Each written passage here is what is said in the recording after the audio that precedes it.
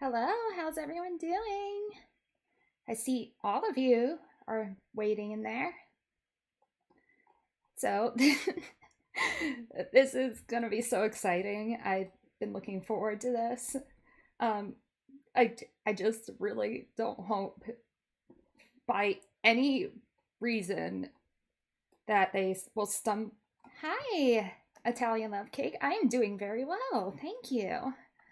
I just hope that by pure chance that them don't stumble across this, because if they do, I will be mortified. Like, absolutely, I do not want to be perceived, and I don't want them to hear my bad voice acting. So anyway, I opened up the game, but I noticed there was like this amazing opening song. Oh, thank you. Yeah, it's actually a free outfit from VC Face, which is the program. Oh, yeah, I don't want the boys to perceive me. Yeah. But, who knows what they will stumble across on the For You page, because, they see everything. Like, I just. I just don't want to like look up and say, Niji Sanji English is like in the chat. So yeah, I'm going to open up. I'm going to see. Okay, hang on.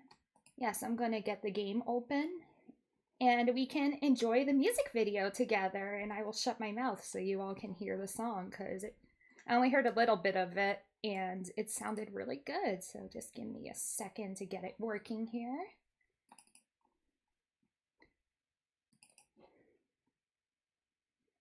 I just wanted to make sure the game itself worked. Okay. There we go.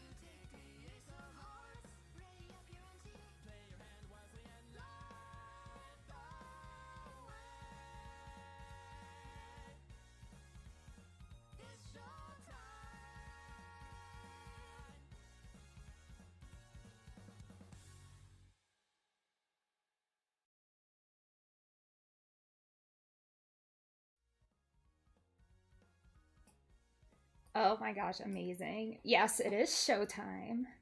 Okay, I'm just gonna check the settings real quick.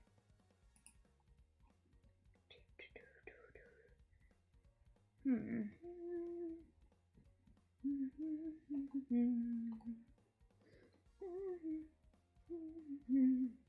Good point and indicator. Oh no.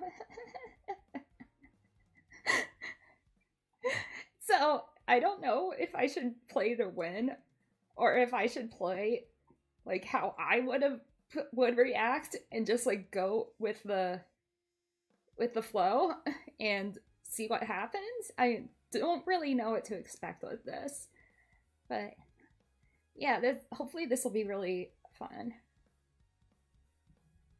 Okay, did well or didn't do well. I think it'd be like more fun to play it based to just like pick what I would say in that situation, because I feel like it'd be more natural, and we'll see if I can win my Oshi's heart. I'm not gonna say who my Oshi is, but he is in there. But according to like astrology and all that, my matches would be Luca, Ike, and Mista, because I'm a Sagittarius. Ah!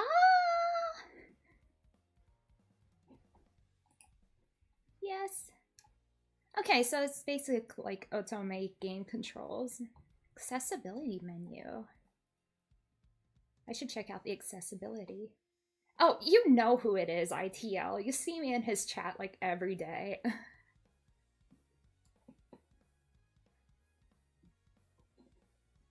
I just use my other account, not this account, because, yeah. Alright, let me look at the About section. See if there's any... Oh yeah, there we go. Yes, I do follow you all on Twitter.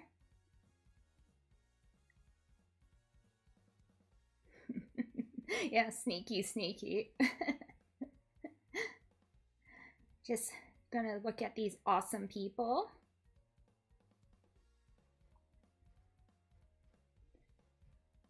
Aw, so cute. Aw. This is just like awesome that y'all did this. Like, I am just amazed.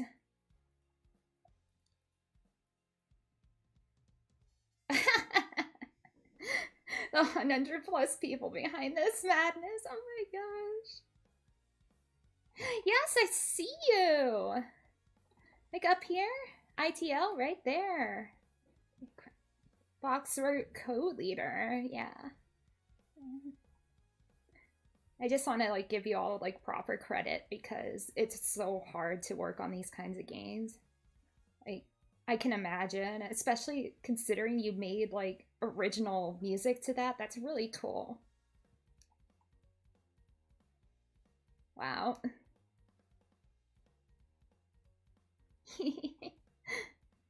Aw.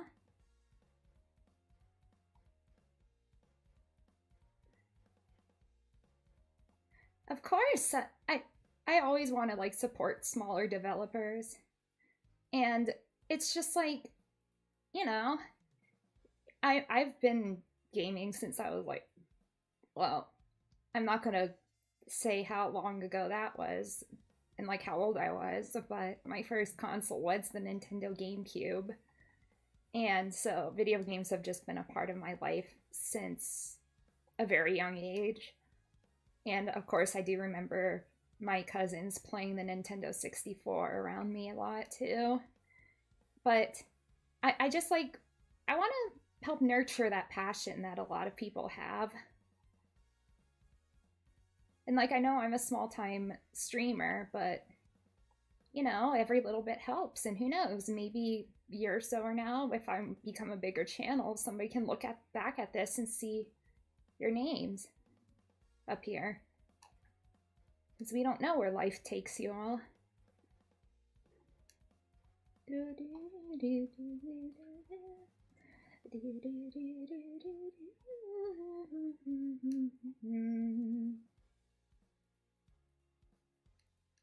Oh yeah, I had a PlayStation 2. I mainly got it because I wanted to play Kingdom Hearts. I think I still have it somewhere. I don't really know. When my brother moved out, he took a lot of the consoles with him.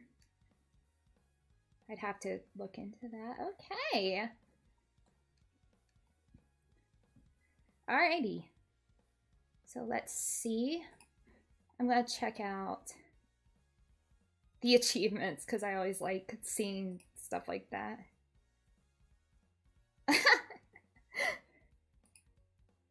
Oh no. That's a lot. Wow.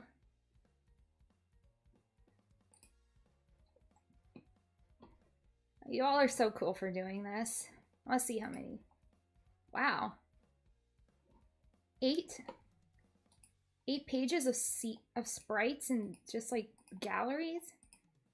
Oh wow. You all did a really good job with this. This is really cool. Okay. So let's get started.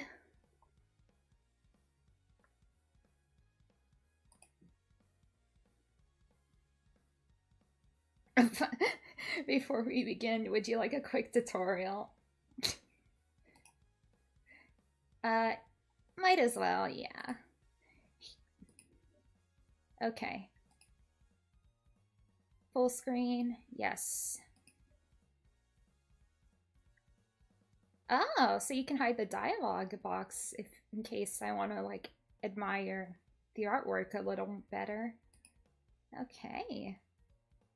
Shift A. Oh my gosh, you have open dyslexic. I'm gonna enable that cause yeah.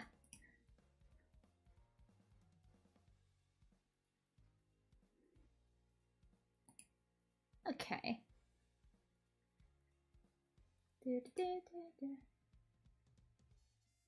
Oh, you even have a history just in case my spaghetti brain forgets anything.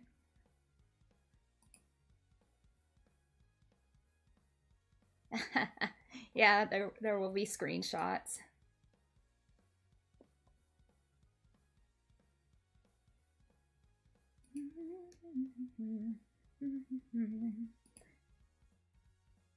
You'll probably see me saving a lot because I played a lot of these kinds of games, and like just in case if I like get a really if I hit a wall or something, I can go back.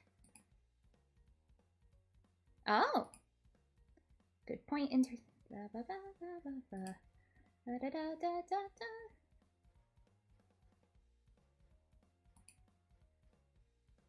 Okay.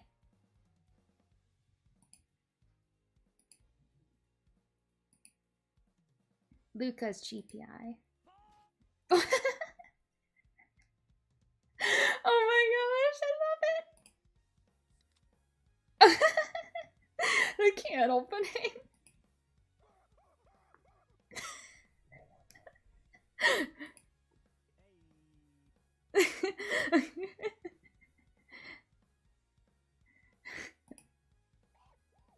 Not the monkey noises.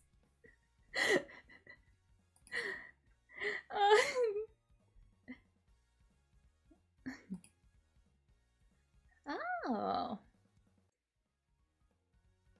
Oh, yeah, I can do that.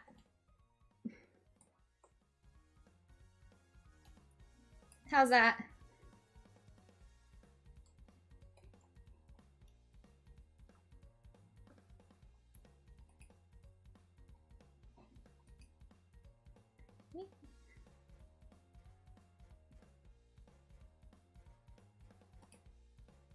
Okay, yeah. Is that better? Let me just... Okay.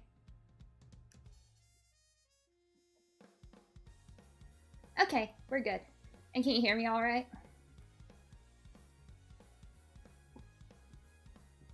Ah.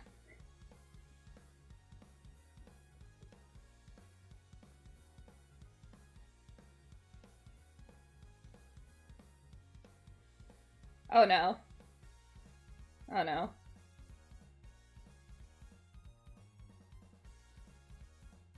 Okay, thanks. Yeah, I always appreciate feedback.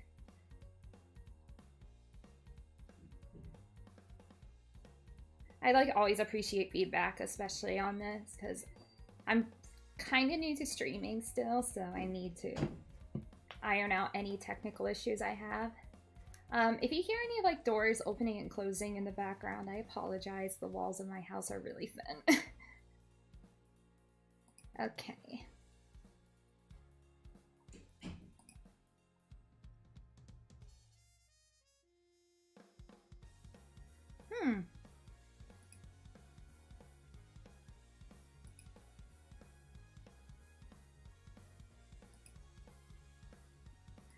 Oh yes, name the save files.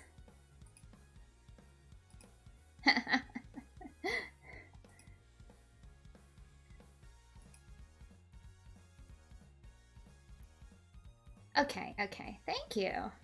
Yeah, it's so cool to have like a a developer in the chat. I really appreciate you coming to this stream. Okay. Okay.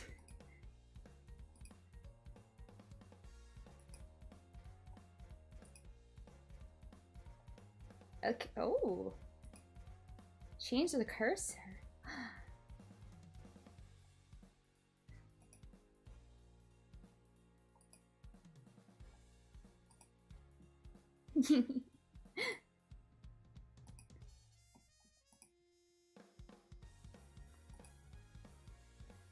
Okay. Lion's Pride. Oh, they're so cute.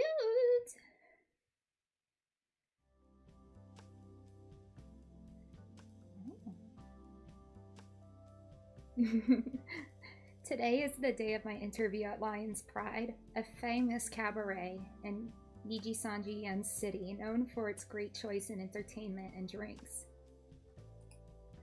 When they call my name for the interview, I step into the room.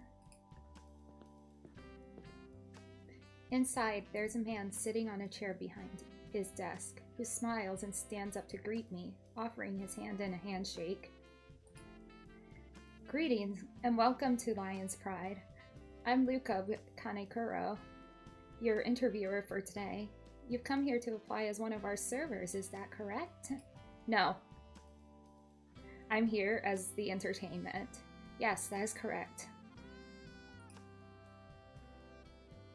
Wonderful. Please go ahead and take a seat so that we may begin. I didn't say I was here for a job. I nod along as we both sit down. So far, it's as normal as any other interview. Just to confirm it, and for the sake of formality, can you tell me your name? Okay.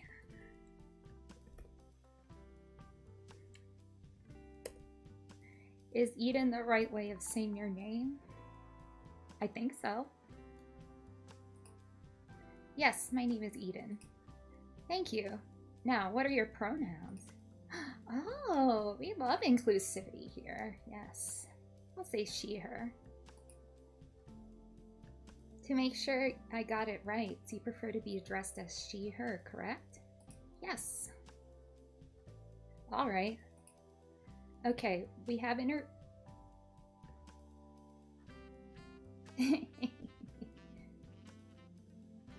Yes. Following 3D genders. You're fired, yes. Alright, okay. We have reviewed your application and your qualifications. Congratulations, you got the job. Well, are you sure? Are you sure? Are you sure about that? Like, what resume did you look at? Oh, wait, you saw that I've worked nearly a decade of retail? Okay.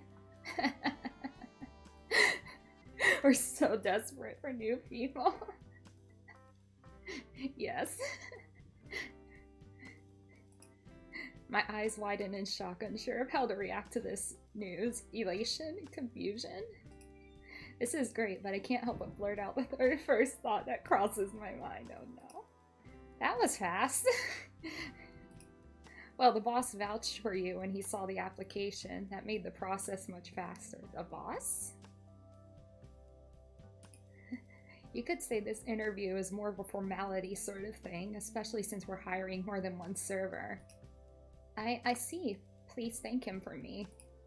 I'm honored, but I've never met him before.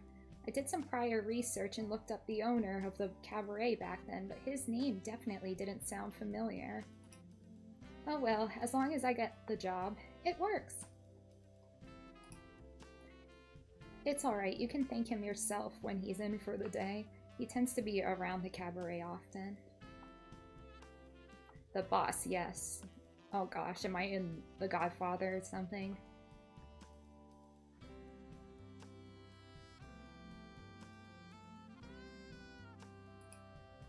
I see. That's a little nerve-wracking, isn't it? You don't need to be nervous. He's a good man at heart, you'll see. I'll see you tomorrow morning for your first shift. Is that alright with you? Of course, I look forward to it.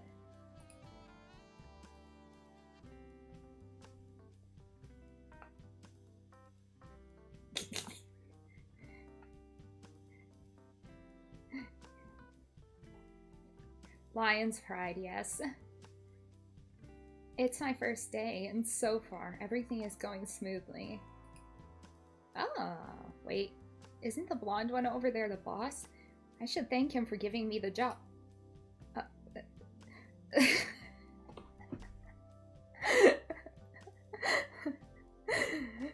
so mad! That rice is absolutely revolting. It falls apart in my mouth. What? Nah, dude, the rice is perfectly fine. Sussy fool. Oh, I know all about Mista's cooking mishaps. What? Nah, dude, the rice is perfectly fine. Mista, that was not rice. Pogman.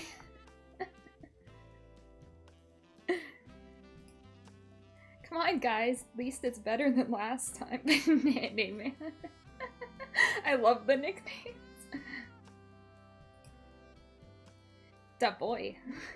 That's true. I'll take it over the fish and chips he showed last time. Don't worry, I already threw that away.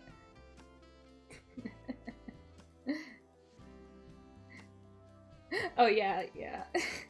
You know, I played the Resident Evil 4 Otome game like about a month ago, and the nicknames for the characters just kept changing like with every line of dialogue, and it was great. I appreciate that. Don't worry, I already threw that away. Ah, but he seems to be talking to some people. Maybe his friends? Better stay away to avoid bothering. Oh? Eden, over here. Oh yeah, you should play it. It was it was a trip. There was one part where I just like had no idea what was going on at all, and it ended up with Leon like twerking in my face. It was very confusing, but you know, I successfully completed that game. I got the overtime ending. Yeah. Resident Evil 4 is great, especially the remake. But yeah, I was just thrown off by literally everything the game was throwing at me. It was a good time. Oh, Eden, over here. The moment boss spots me, he starts waving excitedly. Wait, why is he shouting?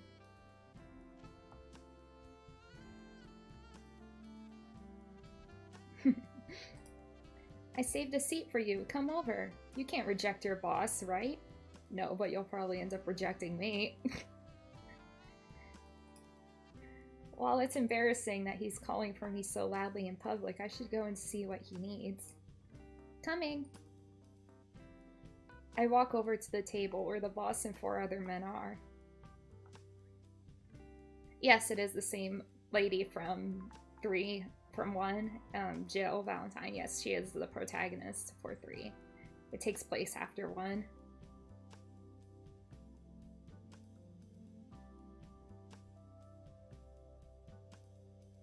Alright. I walk over to the table where the boss and 4 other men are. I can't help but feel nervous as I take an empty seat, sneaking a glance at one of them. The person who grabbed my attention first is... Okay,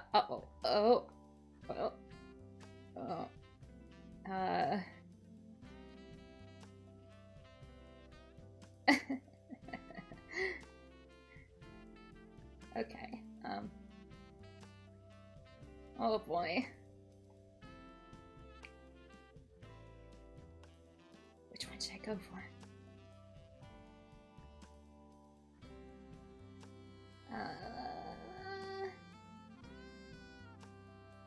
Okay. The big, smile. Should I just... Because I do... Oh, yeah, I know. I kind of figured that out, that he is the first option. Hang we go. Yeah, because, I mean, the devilishly thing gave it away, but... I don't know, I do plan on... I mean, if this goes well, maybe I... But, I mean, I do plan on playing, hopefully, all the routes, depending on how this goes. So I'm just trying to decide who plays, like, to play first. So maybe I should just go in debut order? That would make the most sense. Ugh, sorry. Alright, so I'm assuming the 5th one is Luca, right?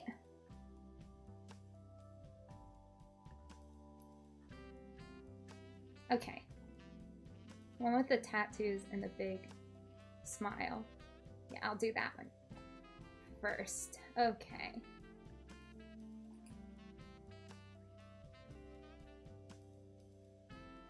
But yeah. Well, he's not the only one with big bonding experiences anymore. He got that since everybody got that model update. Okay. There he is, my boss, Luca Kaneshiro. If it weren't for the smile gracing his lips, I probably would have been intimidated by the intricacy of his tattoos.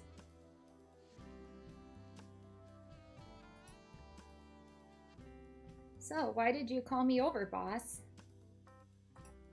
Nothing, just felt like it. Now, let's get you some drink.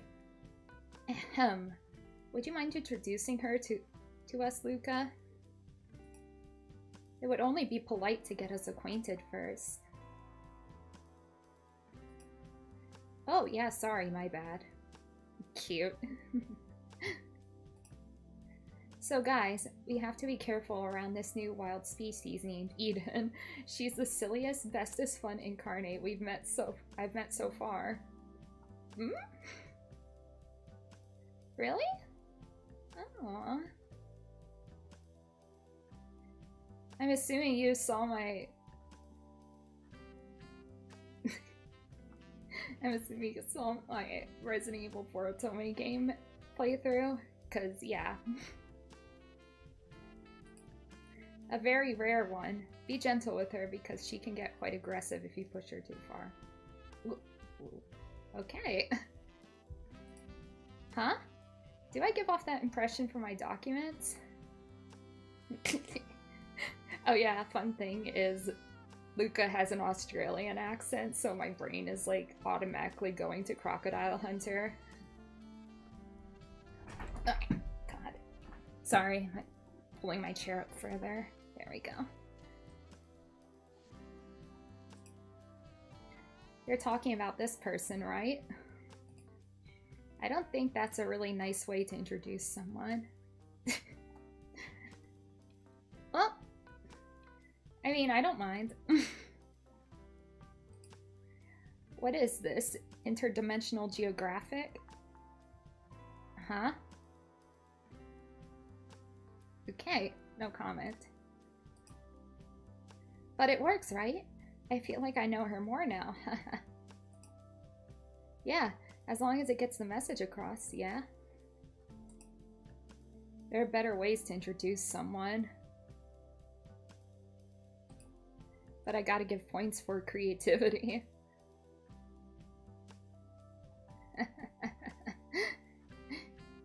Yeah, that's funny. I like that.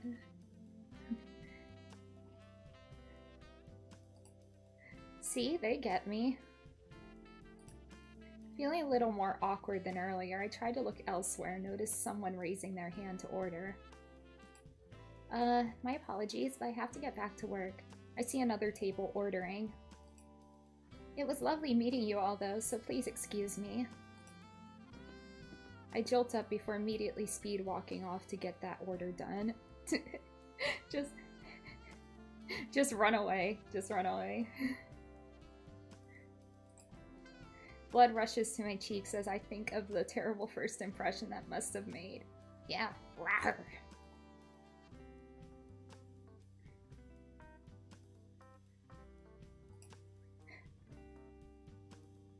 And there she goes. Wow, I didn't know she could run that fast.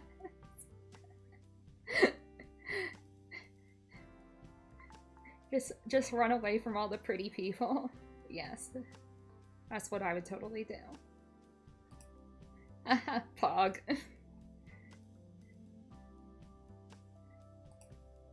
Eden's new, but she's already working so hard. I hope she can take it easy once in a while. I hope she doesn't tire herself out. Oh, that's so sweet.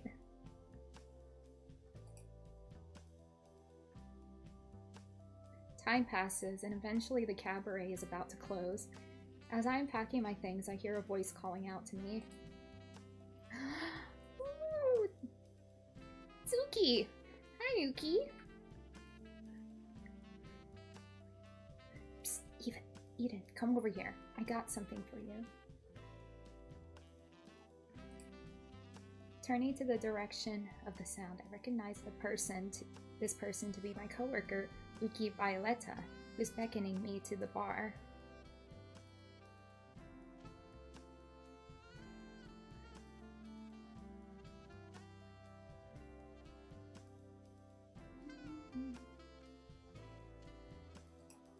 Curious, I walk over to him with a hum.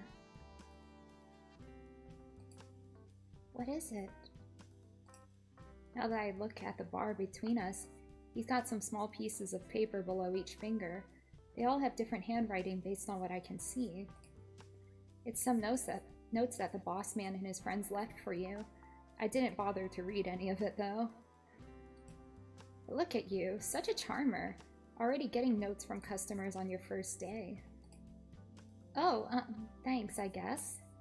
I'll take a look at them. No problem, just pick the one you like, okay? Alright, let's see.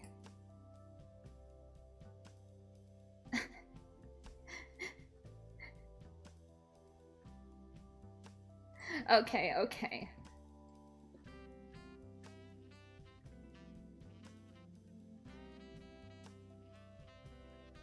Okay, I think, yo, if the going gets tough, let's pog through it together. That sounds like Luca.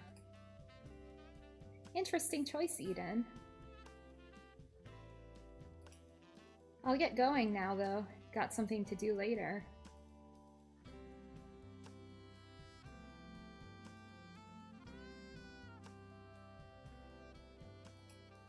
Have fun, bitch. Uki and I are gonna be the best of friends. Take care, Uki. Uki walks off as I stare at the note I chose, a curious look on my face.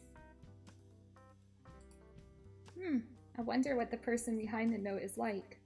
Only one way to find out.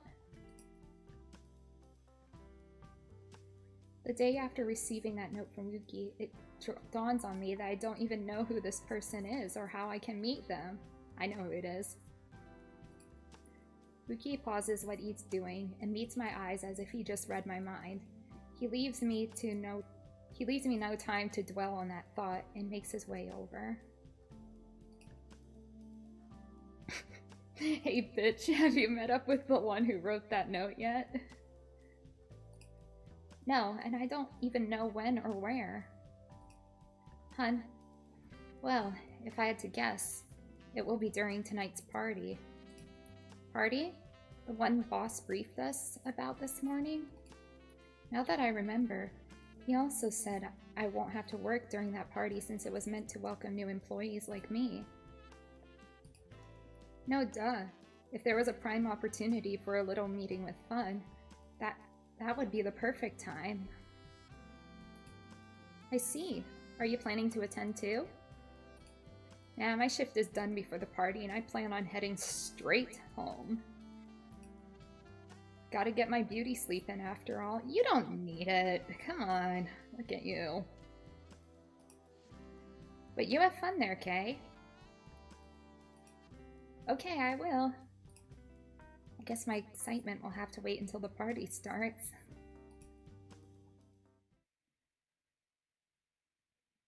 Oh, so cute.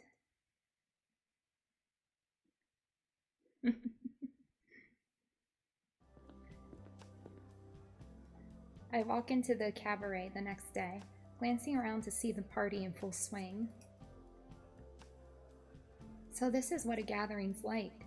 Boss told me about it, but I never thought it'd be so big. I wonder if I'll meet the person who wrote the note I chose. We'll see. Oh, he looks familiar. Should I talk to him?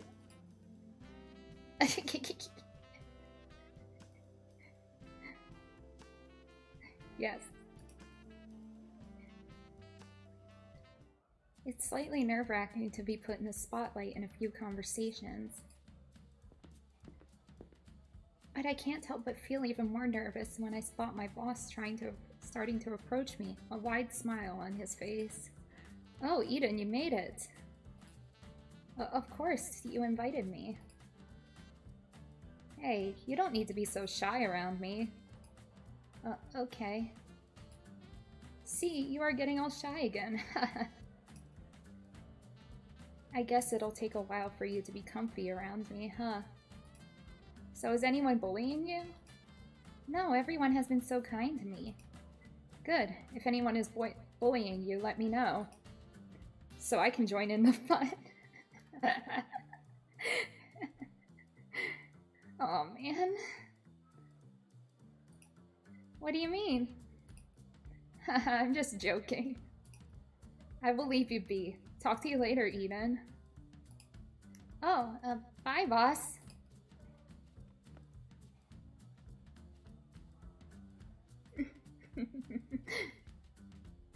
Yeah, shy, I guess so. Truth be told, like, in real life, I don't know. I used to be shy, but not so much anymore. But to be honest, I don't really have a whole lot of, like, riz or anything like that. Boss runs off quickly, greeting the next guest with the same energy he greeted me with. I can't help but chuckle at this. It's best to leave him be and move on. Whew, now that I look at the clock, so much time has passed. I still have energy to talk to more people. But who should I approach is the real question here. Always go for the one guy you're pursuing at every opportunity. After a few more conversations with other co-workers, I noticed Luca suddenly approaching me again, but this time he's grinning as if he has a plan in mind. Uh-oh. Heyo. Hey. Yeah, mate. Hi. Sorry, Eden, you just look so adorable when you're confused. Oh, you'll be seeing a lot of that then. Yeah? Luca didn't stop laughing, making me puff my cheeks in frustration and confusion. What was this guy thinking? Stop laughing at me, Luca. Heyo? You finally called me Luca. Pog! you know. My eyes widened in shock over the realization of what I'd done. Oh dear God. No, sorry, boss. I didn't mean to. It's okay, Eden. I've said this before. I want you to be comfortable around me. So how's the party so far? Pretty pog, right? It's been pretty fun. Thank you for inviting me. The pleasure is mine, Eden. Luca looks like he has more to say, but in the distance I can hear someone calling for him. I have to go again. Sad. I'll talk to you again later, though.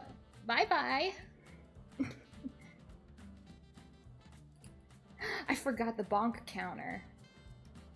Alright, bye, boss. Well, so far we haven't gotten any yet, but hang on. Somebody can keep track of it for me. Or I can just use my phone. I'll let you all figure out what the bonk counter is.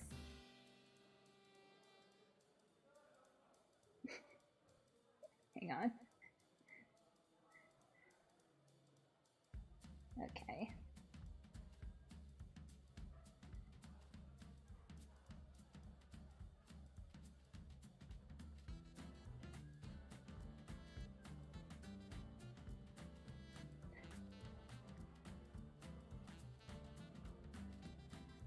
Okay, I got the counter up.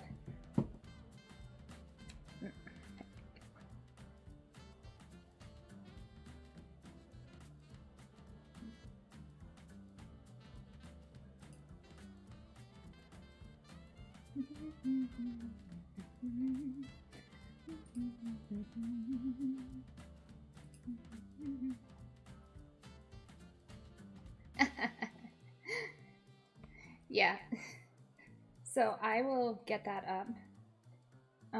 I'll let you know when every time the monk counter goes up. But so far, so good.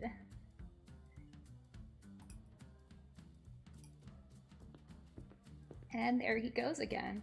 Oh well, can't always be with the same person. He did say we'll talk again later anyway.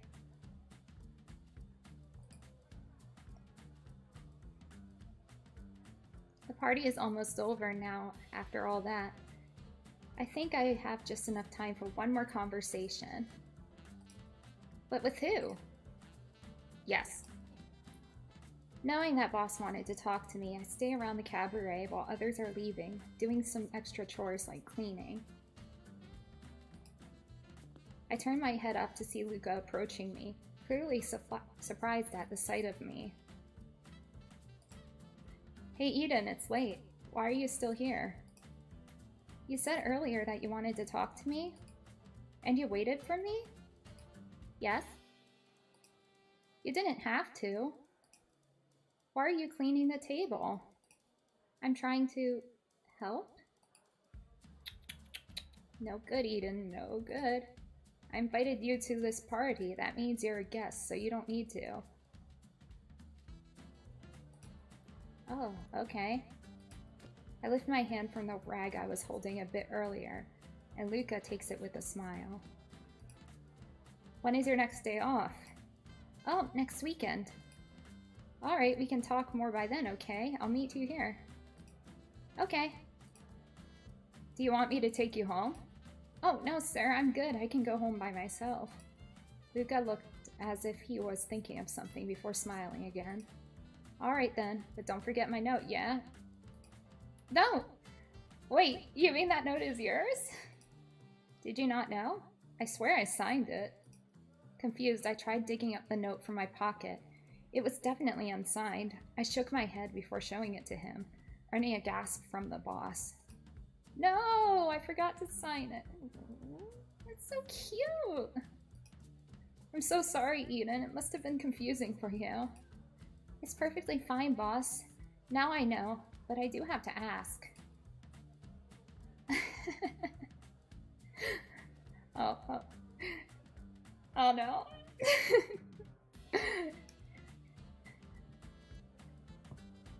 Yep, going up one. What did you mean when you wrote let's pog through it together?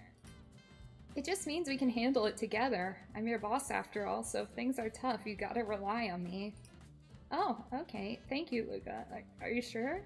Oh, I was thinking of something different. Of course, Eden. Now, go, it's getting late. Message me once you've gotten home, alrighty? Good night, Eden. See you tomorrow at work. Don't be late. I nod with a smile, bidding my farewells to boss and leave the cabinet. Excited for the next day that I work. Hopefully, I'll see him again.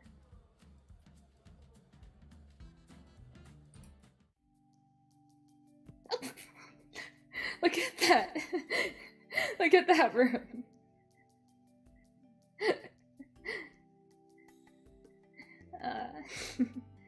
Now that I'm finally home after the party, I immediately go flop down on my bed, clear exhaustion on my face.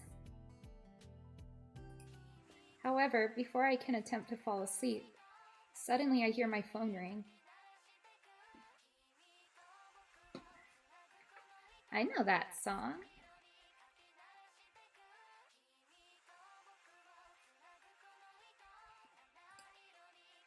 Ooh, he's calling me. Raising my eyebrow, I pick up my phone and check who it is. It's boss.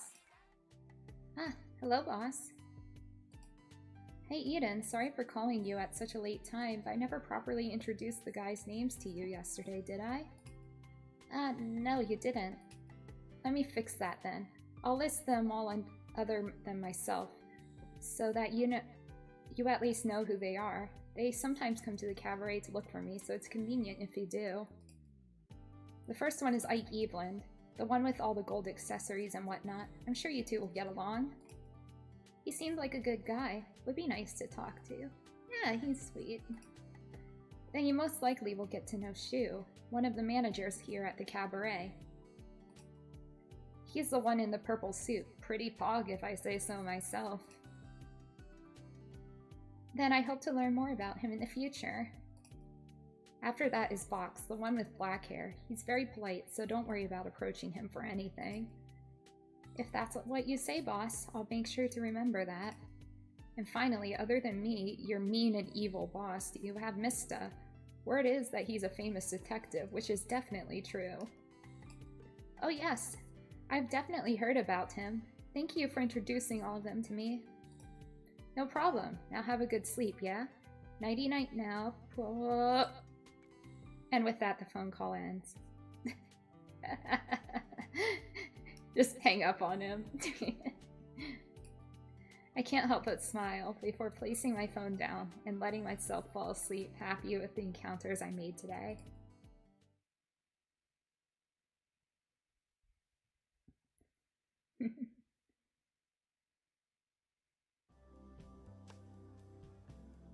It's been a week, but looking back at it, talking with Luca during that party was really fun. I know he's my boss, but he always encourages me to be more comfortable around him, and he's really fun to be with outside of work. Speaking of work, just before I started my shift, I heard from Uki that I was assigned to work tomorrow on Saturday. My sweet weekend. Oh well, it should be fun anyway. After my shift, I prepare my things to end the workday. Right before I leave, though, Uki calls and motions me over to where he is. He's resting his head on his hand, elbow leaning on the counter. So how was your first week? Oh, it's been really fun. Everyone's so nice. Damn, I need to tell the guys to bully you. Or maybe someone in particular. Uki! I'm just joking, you brat. Oh, look at the time. Thank God I won't be seeing your face for the next 2 days. You know what, bitch? Shoo, go home. Uki waves with a sheepish smile on his face as I turn to leave. What did he mean by someone in particular?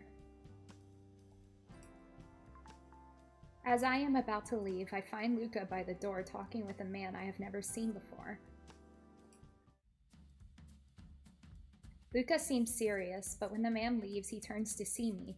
The expression on his face instantly shifts, all happy and positive, like a golden retriever. Luca makes his way towards me, ruffles my hair. I pout at him for messing it up, but smile back afterwards. His smile is really contagious. Eden, hello, how are you doing? I hope everyone has been treating you nicely.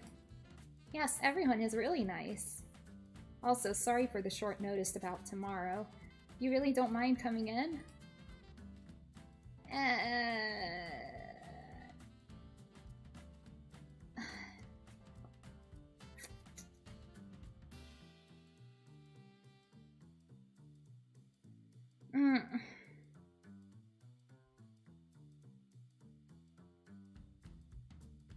I'm just trying to think. Because he is worried about my well-being earlier. And work is work. Well, I did have something scheduled already, but work is work. The clear look of guilt on his eyes, Luca scratches the back of his head and looks away. I probably picked the wrong answer. Oh well. Yeah, sorry about that. I wouldn't be asking if I didn't really need someone, though. I know it's a lot to ask. I'll give you an extra day off next week to compensate. Oh! Oh, okay. Sounds like a good compensation. Well then, see you tomorrow. I made him sad. Oh, I'm sorry. I wave goodbye as I leave the cabaret, leaving a thoughtful Luca behind. I'm home. Hey Eden, how was your day? Tiring as usual. I had to entertain a lot of orders and deal with different attitudes. How about you? Ah, same. Do you have plans for this weekend? Oh, I'll be going to the cabaret. What? I thought you have weekends off. I do. It's only been a week. Are they overworking you already?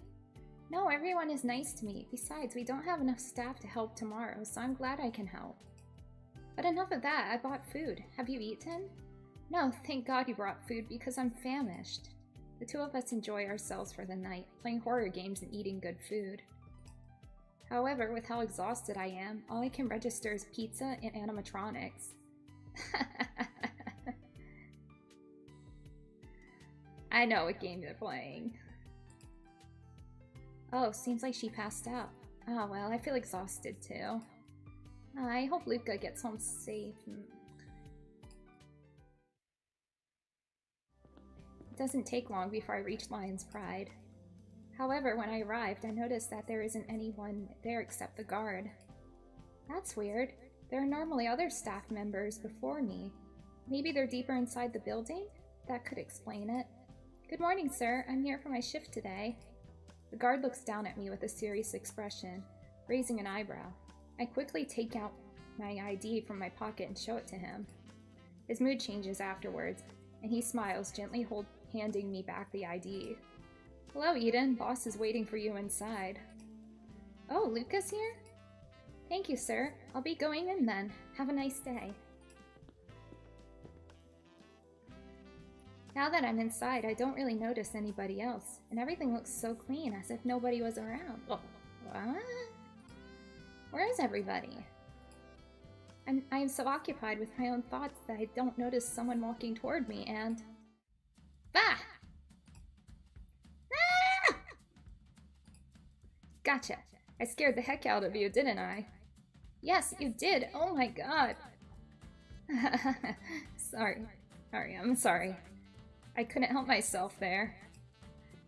You just looked so easy to scare right there in the moment. Aw. I'm trying to calm my nerves while Luca's calming himself down from laughing so hard. Once my nerves are calmed down and Luca stops laughing, I notice Boss kneeling down to pick up something circular on the ground near me before standing and handing it over to me. I think you dropped this though. Oh yeah, it is mine. Thank you for noticing it in this dark. I wouldn't have forgiven myself if I'd lost this. I didn't even notice that it dropped. Oh, thank goodness. I need to secure it better. It's important to me after all. I'm sorry for scaring you. I didn't know that this would happen. Please forgive me. No, it's really okay, boss. I'm thankful that it at least dropped here and not while I was walking to the cabaret. Thank you so much for picking it up. He looks at my pendant with a look I can't quite decipher, but it disappears in mere seconds. No need to thank me. I'm glad everything is well. It seems like that pendant is really important to you, huh? It looks really cute, too. Thanks, and it is. My father told me that this was a family heirloom passed down by my great-great-great-grandfather. I think it might have been an even greater grandfather, but a family heirloom nonetheless. A golden retriever paw print pendant is a family heirloom? What about it? I know it's a bit unusual, but it is what it is. And aren't there other weirder family heirlooms out there? I'm sure there are. Luca smiles and pats my head. I feel like a kid when he does that. I don't think that a pendant with a golden retriever paw is weird. It's pog. Very pog indeed, just like your reactions. They're also cute. Cute? Cute? He called me cute? Well, boss! Aw, you look even cuter when you're pouting. My cheeks hurt from smiling. I have to try and play the bad cop. I can't let him get his way all the time. Boss, stop before I get mad. You don't want to see me when I get mad, for real. Oh, you're getting mad? Well, you should know that I am your mean and evil boss. Are you sure you want to snap at your own boss like that? I noticed that Luca is trying his best to look mean and evil. But it's not working, but I try to sound scared. Oh my god, I'm so sorry, boss. I will behave. Oh. More, another bonk.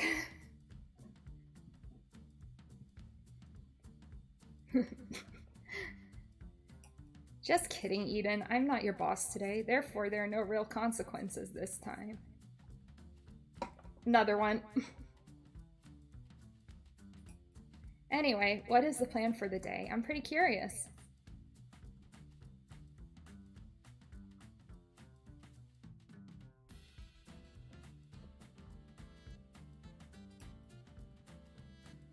What do you mean, boss? I thought I was supposed to work today.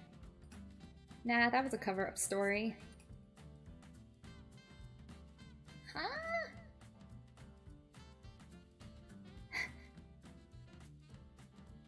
A cover-up story? What for? Oh! I got that one right. A cover-up story? What for? Yeah, I feel like if you asked him for, if it was a joke, he would be sad. A cover-up story? What for?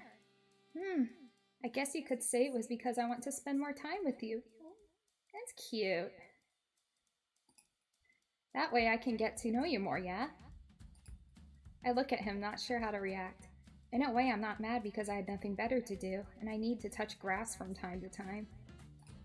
But I can't help but feel bad for the poor soul that's just standing outside. And hanging out with my boss? Isn't that a bit weird? Well, I can take advantage of the situation and bully him for this. Oh, another one.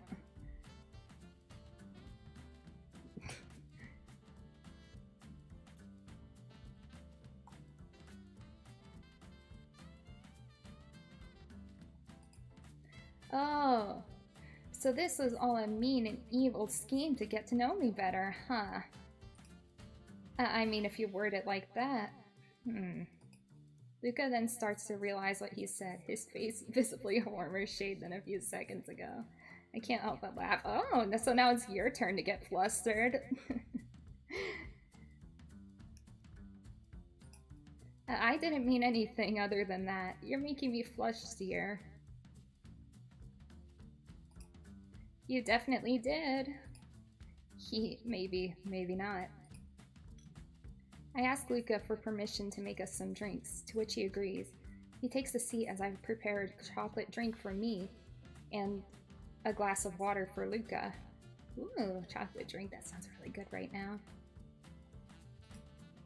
I take both our glasses and place them on the table, sitting across from him. Thanks, Eden, I was really thirsty. Anyway, how was your first week here at Lion's Pride? Enjoying the work? As I've said, the people here are really nice. Uki is always teasing me, but he's also lending me a hand whenever I need help. And Shu is always patient with me. He's quite a nice manager to have. That's good, that's good. Tell me if someone is bullying or hurting you. I'll be there in a flash. That's good. Oh, yeah, I read that already. Like, wham! Why, you'll join them? Of course, it's the duty of the most evil, meanest boss out there. Yes, mint chocolate chip milkshake sounds really good.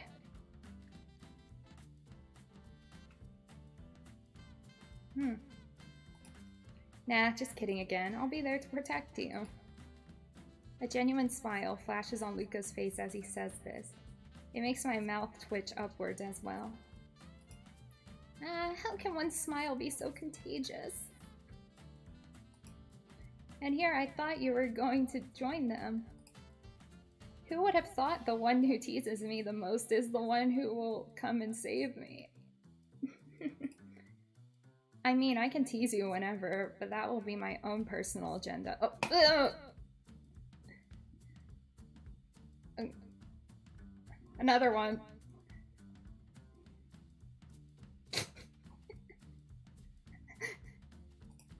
Well, what do you mean? What are you getting at? Don't worry. More importantly, I want more info about you, Eden. Yeah, that's a quick topic change. How come? How come? Like I said, I want to know more about you. I see. Sure, why not? We start conversing about random topics about each other. While he learns about my interests, I learn about his, such as his love for cheddar cheese chips, the games he's addicted to, and the instruments he can play. Yeah, a little bit.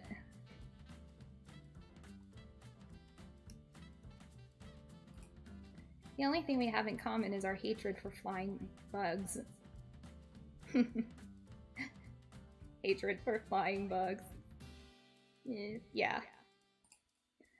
So, how about the city? I heard you're new here. I am. I used to live in a pretty rural area growing up, but then we moved. There wasn't much you could do besides sightseeing, I suppose. Not true, not true. I used to live in a small town too. My sister and I would always go out to play with this one kid who used to live next door. We always managed to find something to do. Sounds like every day was an adventure. I guess the only limit to what you can do is your imagination. Lucky for them, I have lots to spare. We did some pretty wild things. The stupidest thing I can recall doing is looking through everyone's bushes and backyards, looking for frogs to kiss so they turn into people. It's adorable. You did that too. Geez, my friend did the same thing, and for weeks she was running around trying to kiss anything that hopped. Oh, that's cute. That's so cute. Sounds like my kind of people. Do you guys still look for frogs to kiss? Luca's shoulders shook with silent laughter. His eyes held a blank look while his lips were still upturned with a smile. We stopped hanging out together after a while. Things got pretty busy at home, though I wouldn't put it past her. But now that you're in the city, how do you like it compared to your hometown? There are a lot of beautiful cafes and parks here that are well kept. Oh, actually, that reminds me, we could walk around the park sometime. Especially when the weather is nice like today.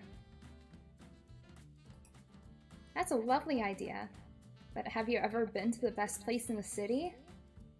No, you're making me really curious here. Where is it? Here, right beside me. Ooh, smooth. Okay, that was so cringe. Okay, listen. I don't even know what came over me. Well, what are you even saying, Luca? Hey, you actually called me by my name. I'm glad. I'm sorry. It just seemed right at the moment. I really don't know what came over me.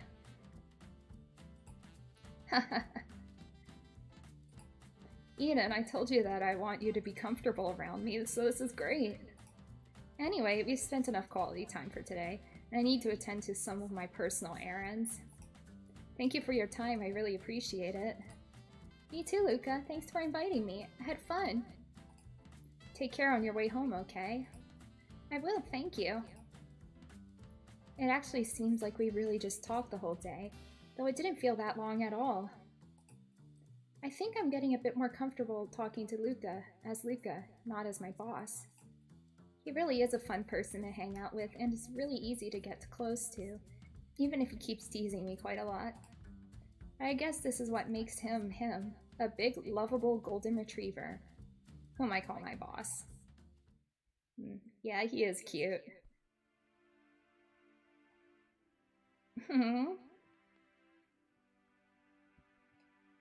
Getting to know Eden was a lot of fun. I'm glad she had a good time too. Though that pendant, it definitely seemed familiar. We probably shouldn't stay out too late, Luca. It's dark out already. I know. I'm just looking for my pin. It fell off earlier when we were playing. Yeah, he is like a puppy. It's cute. I do like golden retrievers a lot. If I were to get a dog, that would be the one kind I would get. They're really good dogs. A bright object in the mud attracts Luca's attention after what feels like an eternity of searching. Hey, what's that over there? He extends his hand and begins to dig up the item. After all the dirt has been cleared, Luca clutches what appears to be a broken pendant in his hand. Huh? Is that a dog tag? I'm not too sure. It's broken. A piece of it is missing. That's too bad. It would have been a nice accessory to wear. I'm sure I've seen it before, but Eden said it's a family heirloom. It's just so strange. I must have been mistaken. Either that or I'm going insane. I should go get some sleep. I've got an early morning ahead of me.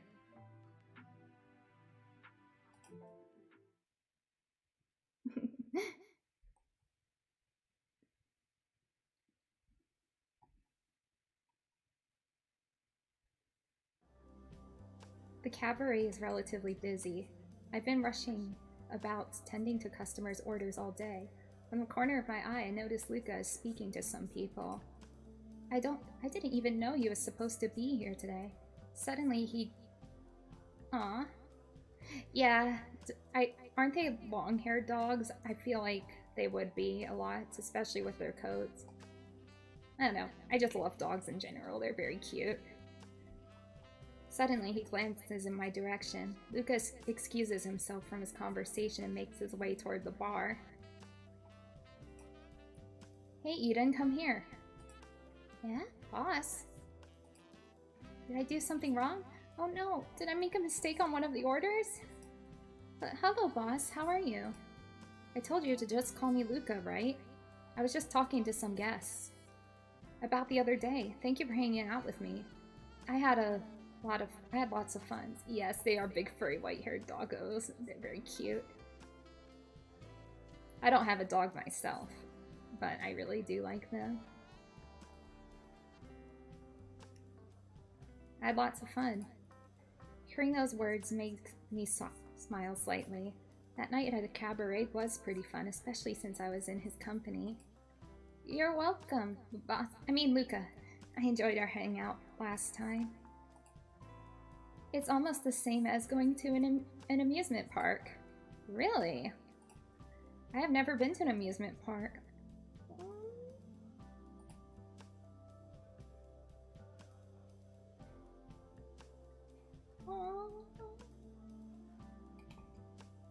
I'm gonna... He likes my... they both mean the same thing. I guess I should react with more shock. Wait, what? Oh, he likes that. Aw, I'm sorry. Yeah, it's hard losing a pet.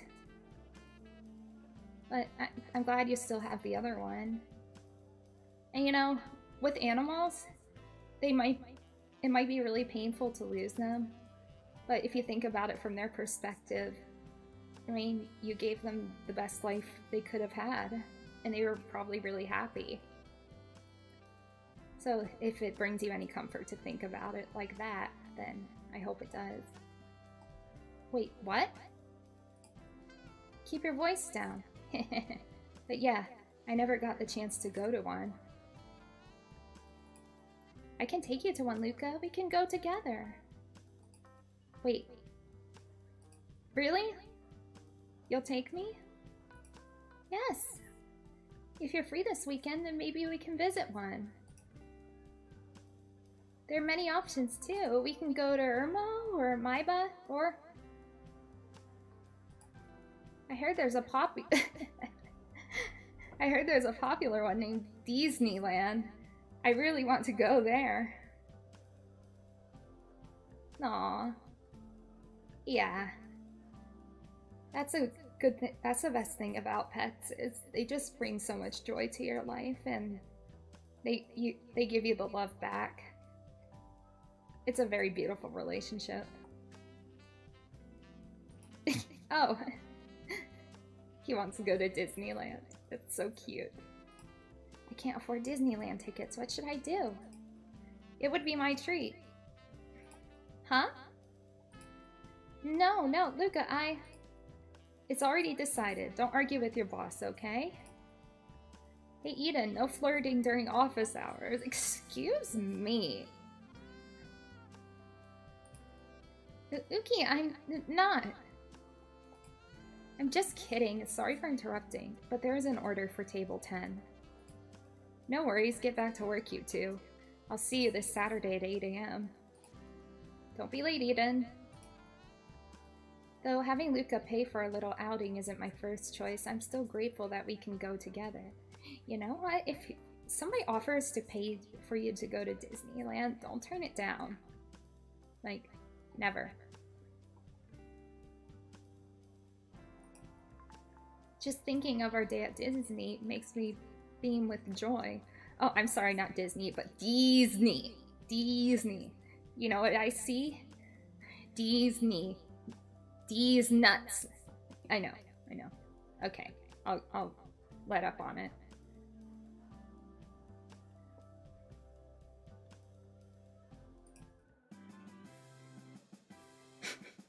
This is my first time at Disneyland. I am a bit nervous, but mostly excited. I'm looking forward to today's trip. Luca said that we'd meet at the entrance, but I can't seem to find him. Wait, is that him waving? I almost couldn't recognize him because of his casual clothes. He looks really handsome. Eden, get a hold of yourself.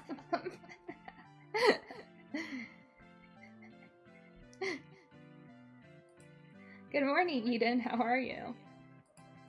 Is this really the owner of the Lion's Pride? He's so different from what he's usually like at the cabaret. If I didn't know who he was, I would mistake him for a model. Hello? Earth to Eden?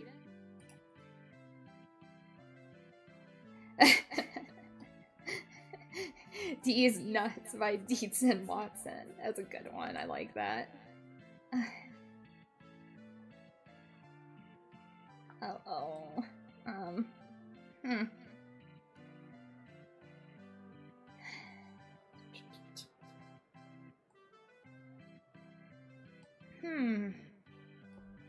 Trying to think, would he like a more direct approach?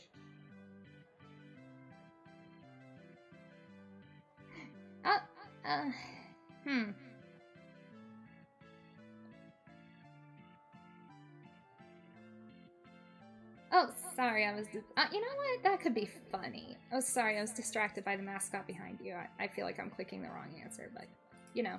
Oh, he liked that. Oh, sorry, I was distracted by the mascot behind you. Really now? I thought you were busy staring at me. Luca! I'm just joking. So Eden, our date starts now. Date? I think I understand, like, what kind of girl Luca likes. I think I do.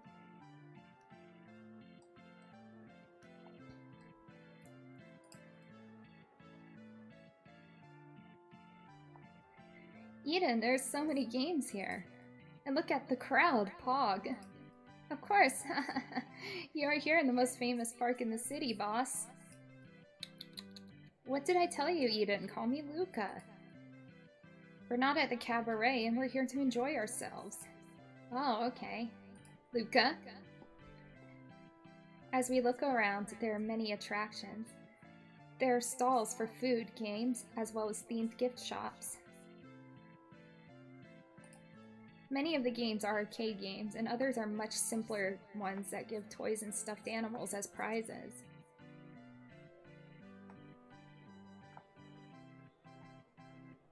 Excuse me. Good. Oh wait, is that cotton candy? Yes, it is. Why? You haven't had one of these before? No, I haven't. Oh. What are you waiting for then, Luca? Why don't you try some? Yeah? Come on, now. We both walk up to the cart. It's not crowded, maybe 2 or 3 people. The owner of the cotton candy stall is currently packaging some candies in a plastic bag. He then hands it over to some children who in exchange give him their money. Excuse me. Can we have 2 cotton candies, please? Oh, sure. Here, I'll throw in a little extra for the handsome young man and his lovely date. I turned my head to catch a glimpse of Luca's face and smile at the look of pure glee. Oh, so cute. The cotton candy stand owner then hands us our skewers with a smile on his face. I flush a little at the word date, but otherwise I'm happy to see how much Luca is enjoying himself. Oh, Pog, thank you. Eden, look, we got so much cotton candy. Nice. Let's have a walk while eating the cotton candy, yeah? Yep. I bet Luca has never ridden a roller coaster before. I wonder how he'll react to one. Hey Luca, I have something to show you. Where? Just trust me, it'll be fun. Oh, Eden, taking me somewhere? At this stage? You know what? Another one.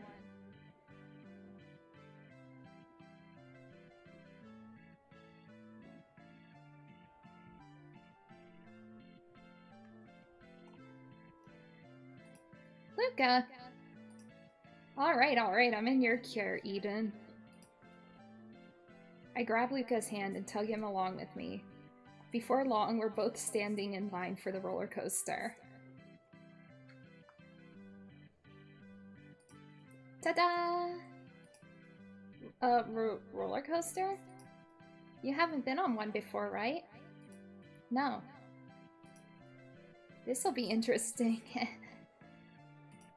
Hey Eden, since you're the one who dragged me here, you better not get cold feet and back out. I would never. I'm so excited! Me too. Are you scared? No. Don't worry, Luca. You can hold my hand if you get scared. We are seated at the front of the roller coaster. Everything starts slowly. I remain relatively calm, but only until the ride makes its first big drop and starts running at the highest speed. Suddenly, I'm as scared as Luca had been. Ah! Help! Luca, help me! I'm gonna die! Rest in peace, headphone users. This is so awesome! Ah! It is not! I'm gonna die!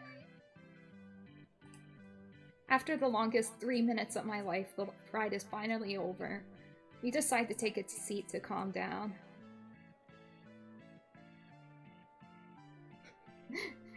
I am not I don't know, I haven't ridden a roller coaster in a very long time. And I'm not normally afraid of them, so yeah, that's not how I would have reacted. Hey, can we try it again? No.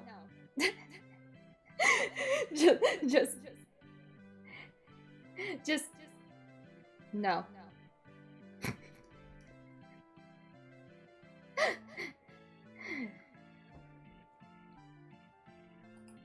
Pretty please, Eden. Just one more. Uki was right. Luca is like a golden retriever. Alright, but just once, okay? Pog!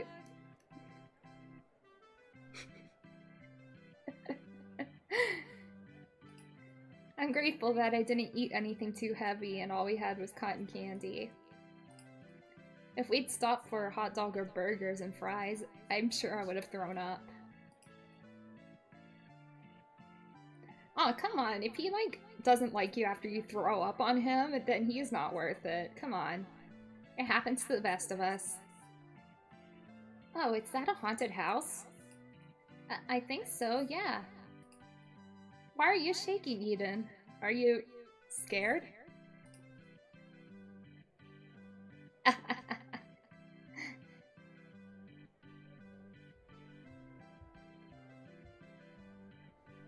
He likes the nervous. He likes it. Okay.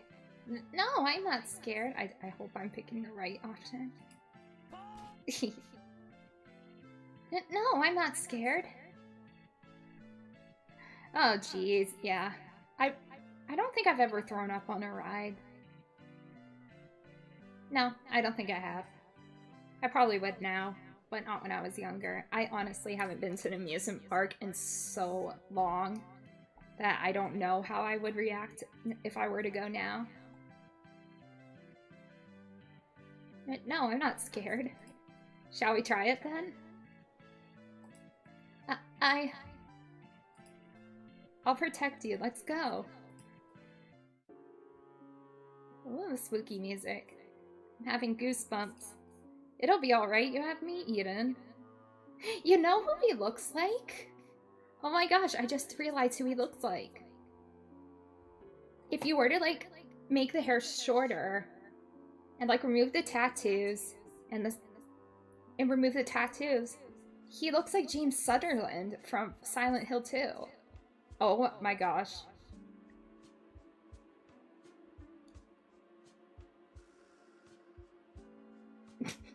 I'm sorry. It'll be alright, you have me, Eden. It's quite cold here. The entire time I keep scanning the area ahead of us. Everything about this feels creepy and scary. I turn to look at Luca, but he is nowhere to be found. Did I leave him behind somehow? He ran away.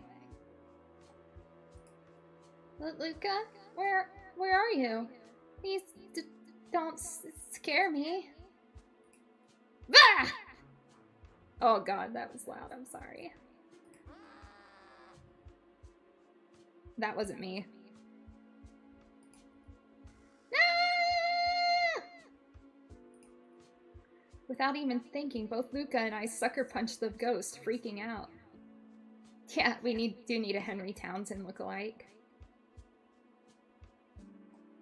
I feel like Luca's like the complete opposite of James Sunderland though, like personality-wise.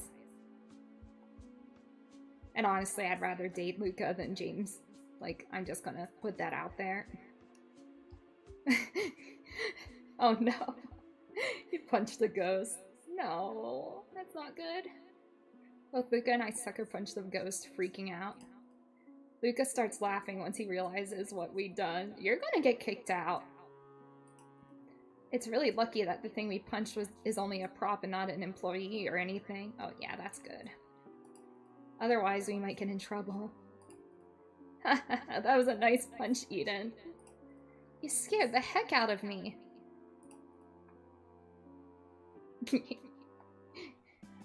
Oh my god, it's getting dark. I look around and then up at the dimming sky to see that Luca is right. I hadn't realized we'd spent almost the entire day here. Did you enjoy the attractions? I did, Eden. I did, thank you, Eden. How about you? It's no problem, I had so much fun too. I don't even want to leave. Oh, should we try to hide somewhere until after the park closes?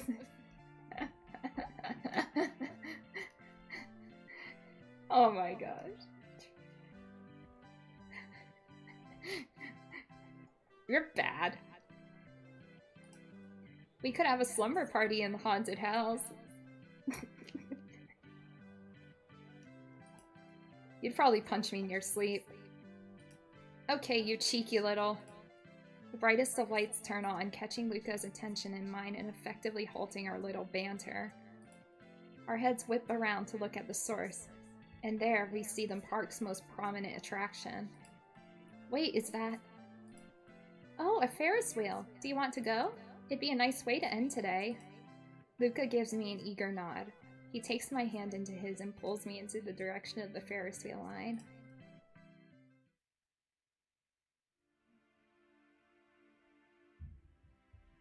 Luca helps me as we board the cabin. We're the last to get on, so as soon as the door shuts, the ride instantly and smoothly begins to rotate. Ooh. I can't help but admire the view as we go. You know what, Eden? Yes? I'm happy to be here today. Really happy. When I was a kid, I always dreamt of spending a day in an amusement park. Eating cotton candy, riding a roller coaster, and running around feeling like the wind. I saw them on TV, but never had the chance to experience them myself. Luca starts blinking his eyes rapidly. He quickly turns his gaze outside the window. Oh. As I stare at his face, I can make out a sparkle in the corner of his eye. Look outside. The stars are pretty, Pog. Luca. Whoa, Eden, don't stand up. Before Luca can finish his sentence, I immediately wrap my arms around him. I give him a small squeeze as I hold him, my face buried in his chest. Aw, yeah, childhood dreams coming true. Aw.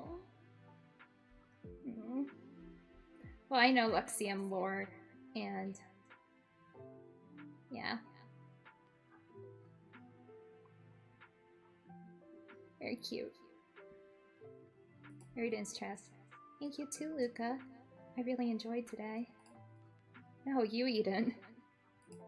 No, you. A loud noise brings us out of our little moment. Luca and I shift our attention to the window, and there couldn't be a more perfect timing. Oh!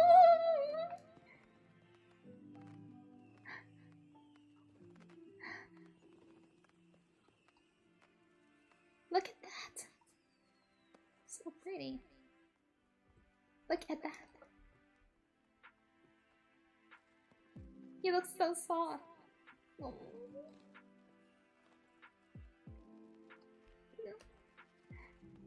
Eden, look! Fireworks! We watch the fireworks together, dazzled by the pretty colors in the sky. Luca turns to me and looks me in the eyes. He wears a soft expression as a gentle smile is etched onto his face. Really, really thank you, Eden. Thank you so much for everything.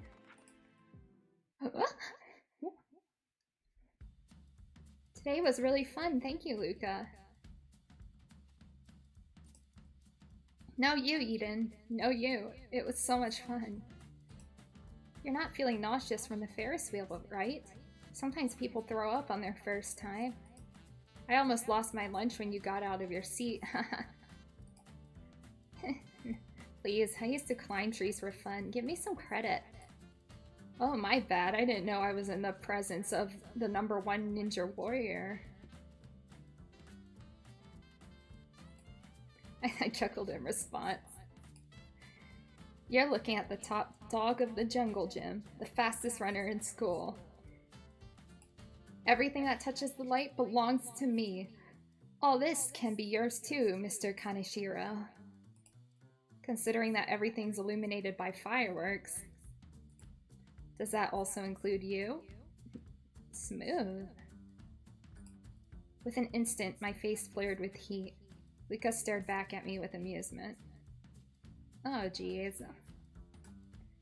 Shut up, Luca. Anyway, it'd be great if we could hang out again. Yeah, I think it's still on. American Ninja... Well, I mean, I watched the American version because that's where I am. But yeah, it's been a while since I've seen American Ninja Warrior.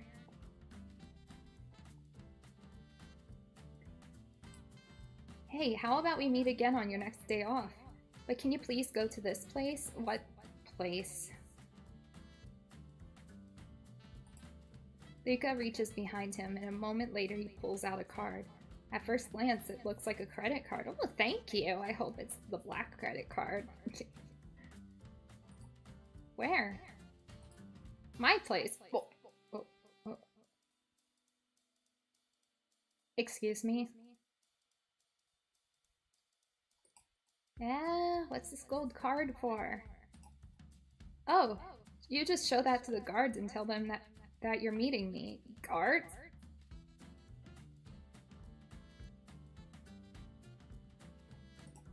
I firmly take note and slip Luca's card into my pocket. I guess Luca lives in a really high-end place. Luca's such a big deal that even the security has to be this careful about who they let into the building. Oh, okay. Well, let me just check my schedule and get back to you. I'll be sure to take care of this until then.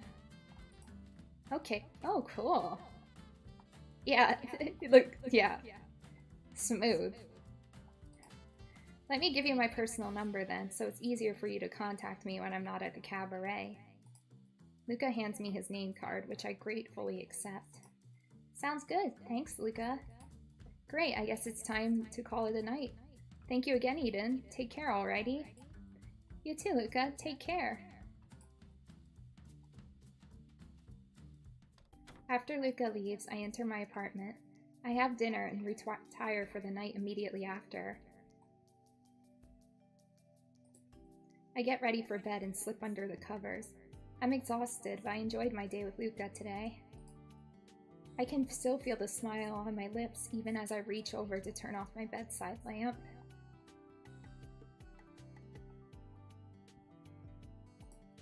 Today was one of the best days I've ever had. I never thought I'd be so comfortable with Luca. I hope he doesn't mind. After seeing him so open on the Ferris wheel, I could see how genuinely happy he was about our trip. Yeah, it was really cute!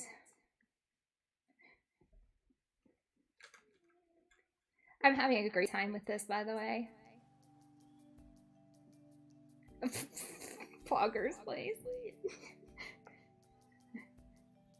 I look outside the taxi window as the city's view passes me by. The springtime brings a refreshing atmosphere amidst the usual hustle and bustle of the city. I smile, but I'm not sure if it's because of that or... My smile grows a little wider as I glance at the golden card Luca gave me the day before, now clutched tightly in my hand. I can't wait to see what Luca has planned for today. I step out of the taxi, greeted by the towering building. A sound of wonder escapes my lips as I observe my surroundings. What? Everything seems to be lined with pure gold, sparkling as if brushed with a layer of diamond. How elegant and sophisticated. I wonder how much it costs to live here. And it smells so nice too. Pine and cedar. It's like I'm strolling through a forest. Ooh. Classy. Can I help you?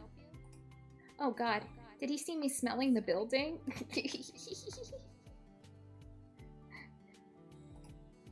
I clear my throat and attempt to compose myself and face the guard, letting him see the gold card engraved with Luca's name.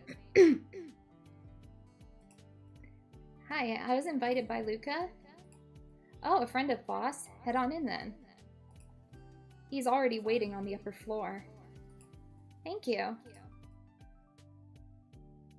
Ooh. I take the elevator to the 16th floor as instructed by Luca. Scanning the card, I enter the apartment. I am greeted with the same smell, as well as the sound of water running in the background. Ooh. This place looks so fancy on the outside, but it's more lively inside than you'd expect. Posters hanging on the wall, neon signs of the word Pog. Ah, is that the pogfish Luca mentioned he drew?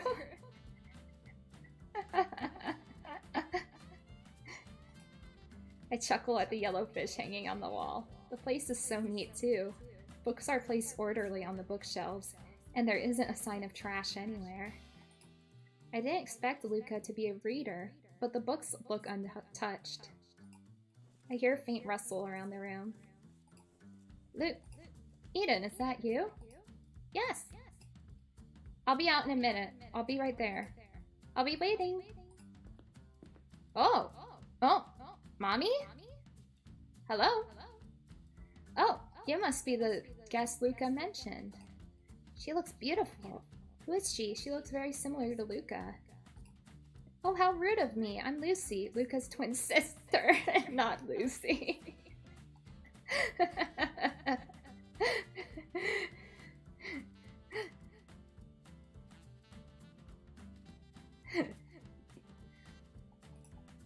Hello, I'm Eden. Nice to meet you, Lucy.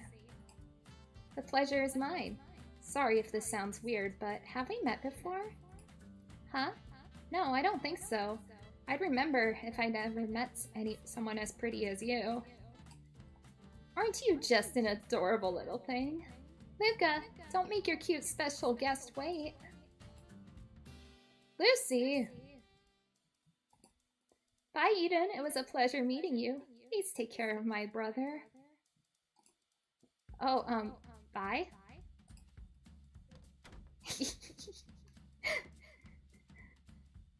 Lucy leaves the apartment with the large gym bag on her shoulder.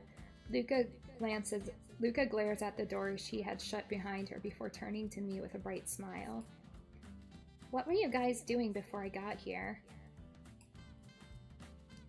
We were just working out. It's something Lucy and I do on a regular basis. That sounds cool and very productive of you. The thought of Luca being so close to his family warms my heart. It was cute how this is something he looks forward to as a tradition. I can tell that Luca really cares for his sister. Yeah, thanks. We didn't get to do much today, though. Oh, really? Why is that? What do you guys do normally? It's not as much as you think. We mainly do rotations. Arms, legs, and chest. I'm impressed. I can barely do push-ups without wanting to take a nap on the ground. Luca's hobby seems to be working out for him pretty well. Yeah, I'm the same way. I can't do push-ups. I can't help but steal a glance at his arms and chest. Oh. We're normally done with our workout by this hour, but I woke up a little later than usual today. What time did you get up this morning? Like 7 a.m., I think? I furrow my brows. That's late for him. I can't help but wonder what his usual routine in the morning is. How late are we talking? By 30 minutes? No, I'm usually up at 4:30 a.m. I think that's the scariest thing I've learned about Luca so far.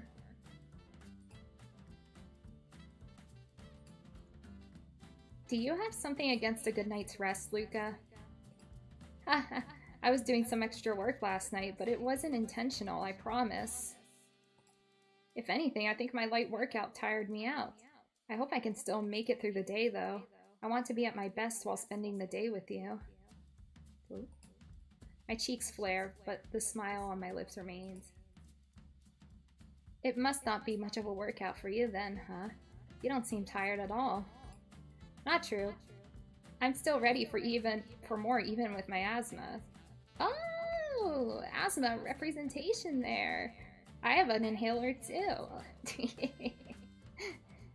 Except, yeah, mine is exercise induced and cold weather induced and allergy induced and anxiety induced. Yeah. Oh boy, another bonk. Hold the phone. You have asthma? Luca just gives me a smile, ignoring my question and signals me to follow him.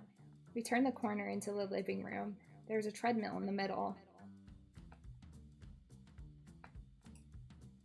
Do you want to give it a try? No. I don't.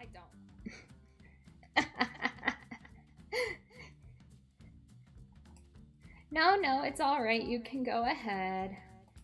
He gives me a firm nod and presses a button to turn on the machine. After a few beats, Luca steps onto the belt and begins jogging. It's kind of slow. Huh? What do you mean? You're literally running. What level is it on? It's on level 8. Luca!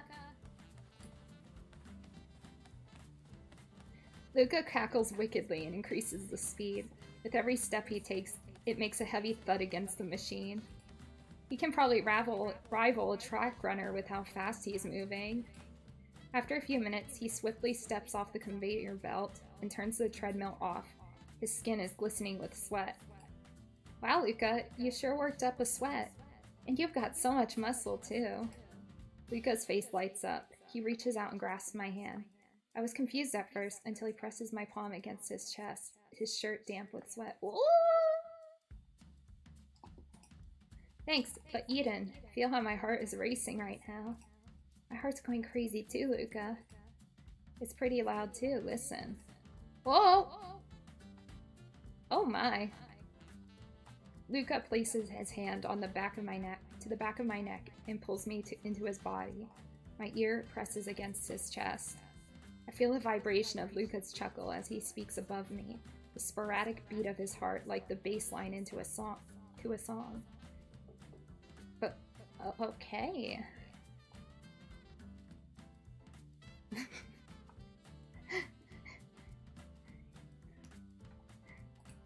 It sounds nice.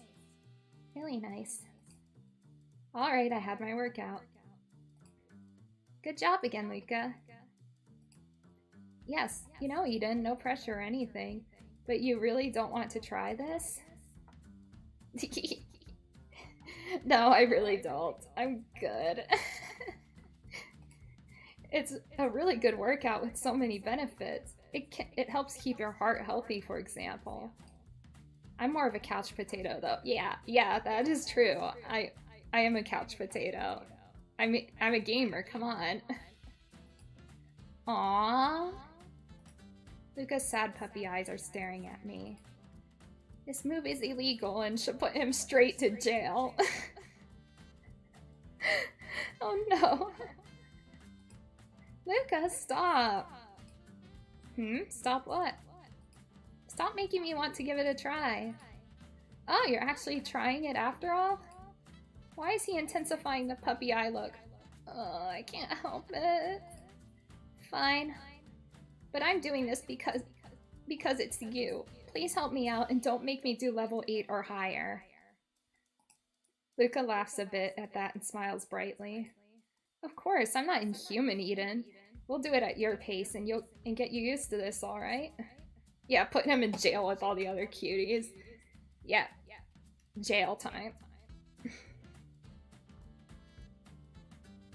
I mean, he's probably spent some time in jail.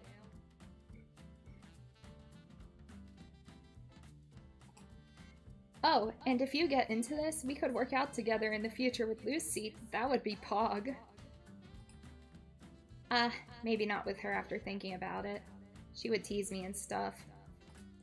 Well, first of all, we need to see that I survive this. Of course, I won't force you to do anything you don't want to do. First, we start with a light workout to make sure I don't hurt myself on the treadmill. This is already exhausting. I want to quit, but I won't. For Luca. Down atrocious. I will say, down atrocious. After that, he starts explaining the machine's mechanism, specifically the different buttons that we will use and what the monitor will show. You can hold these bars while running at your own tempo. Then you can see how fast your heart is beating here. Wait, that's actually so cool! I know, right? Super Pog. Let's start and increase the levels slowly to find what's most comfortable for you. Sounds like a plan I can follow. I push the button and choose level 1. The treadmill starts to move very slowly. This level is very slow. You can use this or level 2 as a way to cool down after working your body. Wait, why do I need to do that after my workout? Can't I just stop and lay down? No, that's actually very dangerous, Eden. Hoping that he elaborates further, I look at Luca in confusion while turning the treadmill to level 2. I even knew that you need to cool down after a workout because you can like hurt yourself, like it'll actually make your muscles like not build up as well if you don't do a cool down. You see, when you suddenly stop running, you can get EAC. That doesn't help a person that knows almost nothing about exercising. Oops, sorry. EAC is short for exercise-associated collapse. It's when you stop instantly without cooling down. The muscles of the extremities stop pumping blood to your heart and pulling those extremities. Yeah, even I knew that. That's why you need to do stretching after. Oh, please remind me to do that, later, Luca. Don't worry, Eden. As long as I'm here, you'll always be on the safe side. His smile and reassuring words calm me down before the real workout has even started. Alright, let's keep this ball rolling then.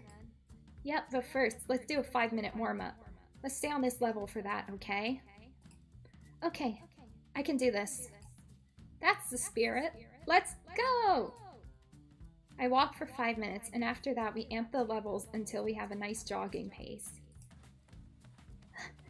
This actually doesn't feel too bad. That's good to know. Keep going, Eden. Yeah, I can do this. I can definitely do this. Wrong. I overestimated my body that isn't used to working out for so long. Or at all. Come on, Eden, I know you can do this. Only a few minutes left till you can cool down. Oh my god, I forgot about that part. I can feel myself sweating profusely, heaving my breath as I feel a pat to my back. Eden, you're Pog. Now go get yourself a good shower. But I didn't bring a change of clothes. Oh, don't worry, I got this. With a boisterous laugh, Luca goes into a room. He quickly comes back and throws me a set of clothes. A bright blush suddenly appears on my face as the realization dawns on me. Wait, aren't these your clothes? Yeah, so? Oh! Are you sure? Yeah, totally. Now come on. Oh.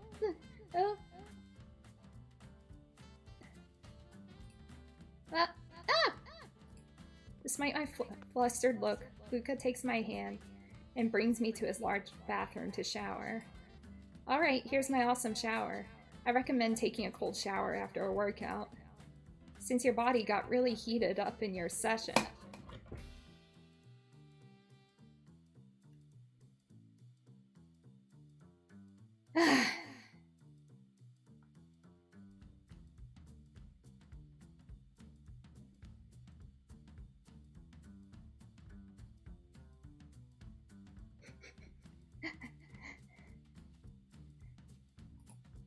Well, Luca, wait!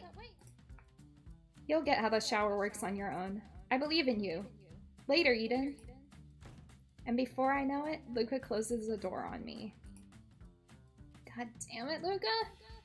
Oh well, I guess I should just treat myself to a nice relaxing shower. I end up taking a shower in the bathroom.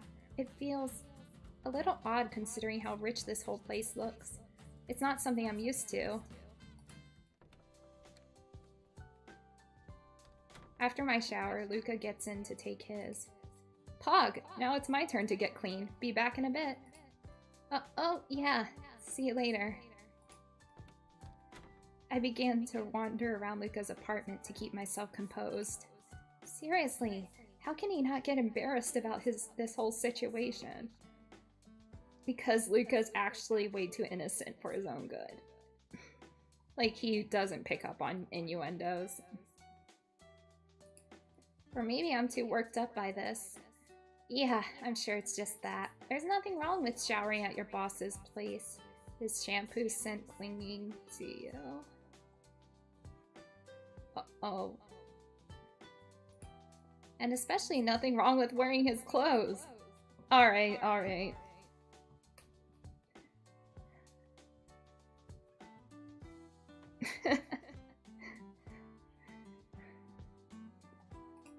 Yep, there's nothing wrong about that.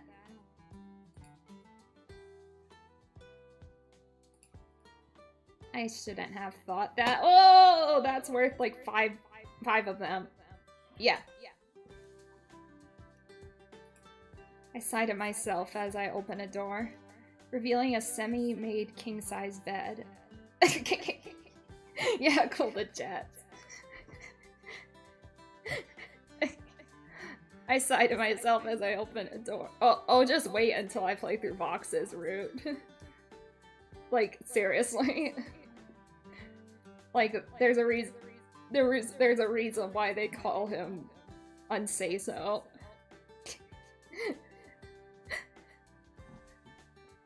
I sigh to myself as I open a door, revealing a semi-made king-size bed. It was placed under a wide window framed by red curtains, displaying the view from the top floor.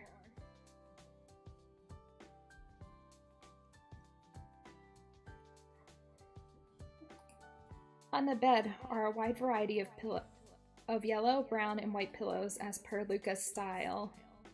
A lion plushie that looks strangely familiar sits comfortably on one of the pillows. That plushie looks really familiar. Where have I seen it? More posters and neon signs line the walls. A recorder lies next to the pillows. I can almost imagine Luca sleeping on the bed. one arm wrapped around the plushie. Luca really likes these posters and lights, And another pogfish? Does he play the recorder too? How cute. I'm back, sorry I kept you waiting. I turn around to see Luca grinning at me as he walks into the room, fresh from his shower. Also forgot to mention it, but good job on the treadmill. You did great for a beginner. Thanks, despite me feeling like I was about to die, I think I do feel healthier. Pog! And if you don't mind me asking, if you have asthma, why are you doing such intense workouts? I had a friend growing up who made it their mission to be the fastest runner at school. I like to compete with them, so we'd race each other constantly. My asthma was a problem, since even jogging in one spot was enough to make me feel winded. I decided to start training my body so I won't have to constantly rely on my inhaler. You're pretty cool, Luca. Did you beat your friend? Not yet. I haven't challenged them to a race in forever. Well, if you do, I'll be rooting for you. Thank you. Oh, I see you found my little corner there with all my stuff. Yeah, your pet lion guards the area pretty well. That's Augustus, my trusty confidant. Luca shakes his head a little to dry his hair, sending water droplets flying around him.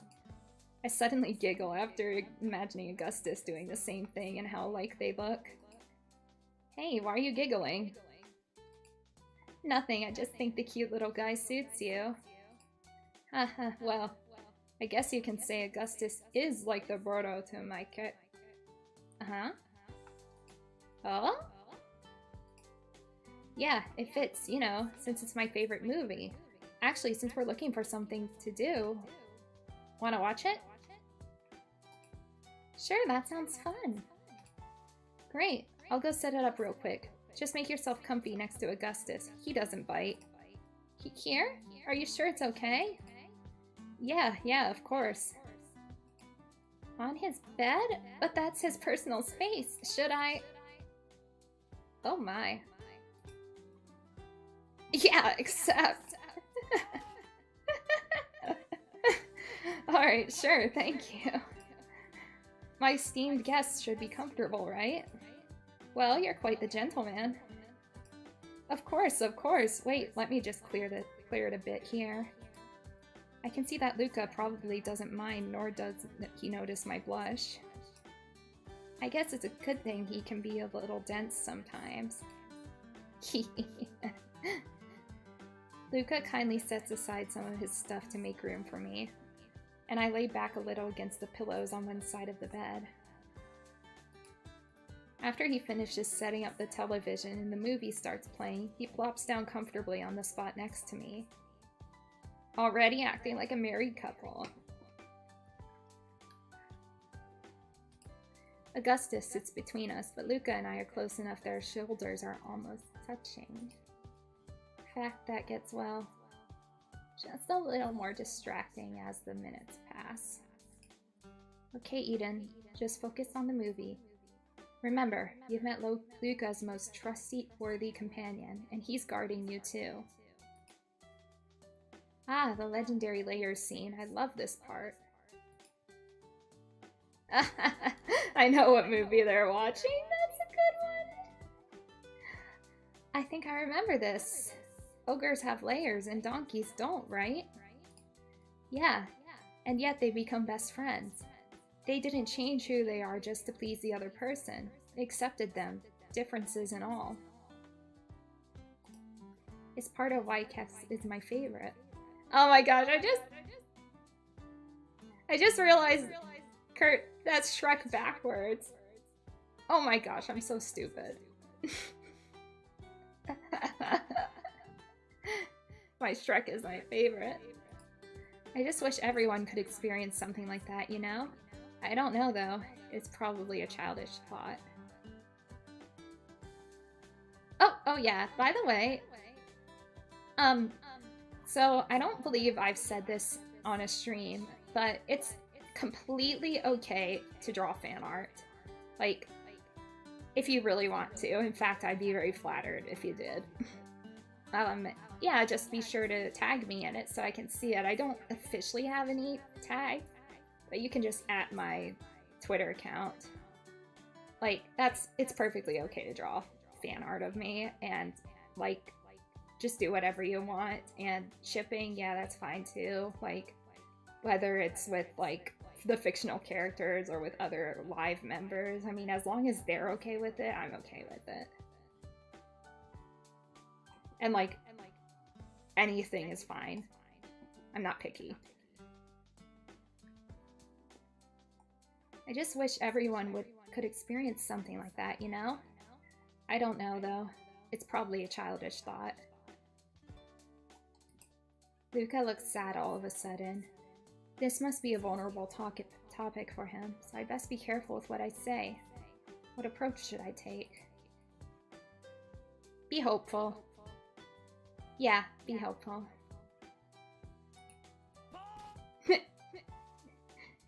Don't worry, it's not childish. I agree with you.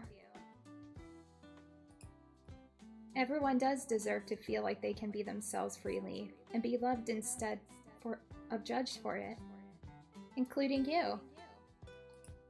Thanks, Eden. I know you'd understand, and I could say the same for you. Luca's eyes meet mine again, and I get lost in their genuine sincerity for a moment. How could anyone want him to change? Why would they make him feel that way about himself? It pains me to even think about it.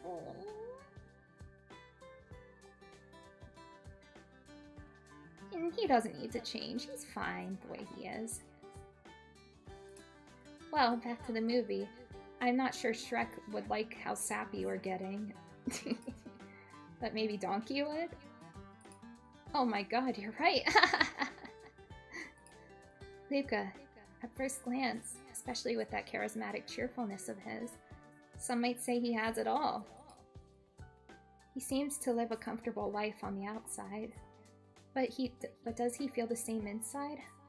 I wonder. At some point, I feel a weight lean on my shoulder.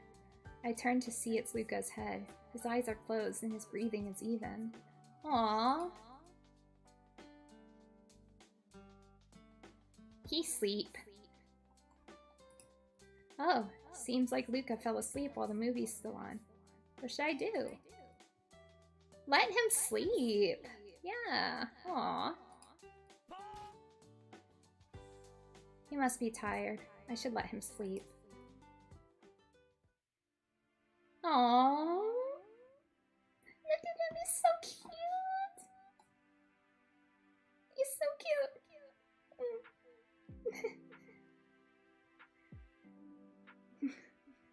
I put a blanket on Luca carefully, and he snuggles into it. As I continue to watch his favorite movie, a smile finds its way onto my face, knowing he let me see a new side of him today. A few hours later... Eden? Luca stirs awake, and I watch as he winces at the brightness of the room. Did I fall asleep? Yes, and you were adorable. His voice is deep and... Oh. His voice is deep and rough. Not like the normal cheerful voice of Boss. More like how he might sound in the early mornings. You looked like you needed it, so I thought it would be a good idea to let you rest for some time. I smile at him, and he smiles back. My entire body fills with warmth at the sight, almost as dazzling as the place he lives in. Luca takes my hand within both of his. Without his lavender eyes ever leaving mine, he presses a kiss to the... Oh my. Without his lavender eyes ever leaving mine, he presses a kiss to the back of my hand. Wow. I feel as if fireworks are exploding in my chest. I really appreciate it, Eden. Oh my. Ah, that was so good. Even though I've probably seen it around 1,587 times.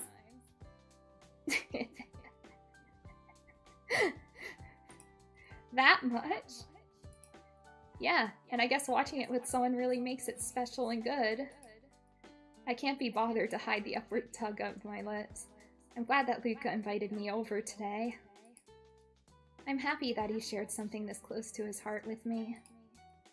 I didn't notice the monitor dimly lighting Luca's room in the corner. I squint at the screen, trying to make out what was on it from a distance. Eden, what's the matter? Why are you staring? Instantly, I pulled my eyes away from his screen, blinking a couple of times before laughing awkwardly. No, it's nothing. I was just looking at your computer. I'm sorry for snooping if there's anything confidential on it. It's alright, Eden. That's just my game updating. Oh? What games do you play? A variety, really. Like first-person shooters, battle royale, open world, and endurance games. I really like this mountain climbing game called King of the Hill. It's a tricky game at first. I used to get so mad every time I failed to make it to the top fast enough, but now I'm basically a pro. The speedrunning game Luca describes to me is interesting and frustrating. I'm curious as to why it's his favorite. I take a closer look at the screen, no longer seeing the loading menu I had before. Is it finished? Yep, do you want to try it? It might take a while for you to get through though, but I can teach you. Yes, I'd love to. I bet on your hogfish that I'll do great on my first run. I'll give you the benefit of the doubt. At my words, Luca's eyes twinkle with excitement. His lips upturn into a wide smile, showing off his pearly whites. I'm thrilled that I get to enjoy something else that makes Luca happy. I wasn't having a hard time with the controls since they were relatively simple to understand. However, I soon realized that this game is going to be much more difficult. I hope there isn't any fall damage in this. Don't let me die, okay? You don't have to worry about that. There isn't any, and if there were, I'd make sure you survive. It feels so good to have my own knight in shining cotton. You should pay attention or you'll fall. Just as his warning left his lips, my character in-game plummets to the very beginning, spouting a random voice line about trying again. Oh, isn't that getting over it? I think that's getting over it. My heart drops in my chest. I bet it's called poggers. My heart drops in my chest. So much for doing great on my first try. I couldn't even get 2 feet off the ground. A pout worms its way onto my lips. It's okay. It probably took close to 30 minutes for me to get good. Let me help you. 30 minutes? So I watched Markiplier's stream of him playing that game, and it took him years to play that game, to beat it. Let me help you. Yeah, I don't think I'd ever play that game on stream. I really don't want to show, the gamer side of me, and gamer with a capital G. I really don't want people to see that. I'm not one to maul at all, but, I feel like that game is going to bring it out of me.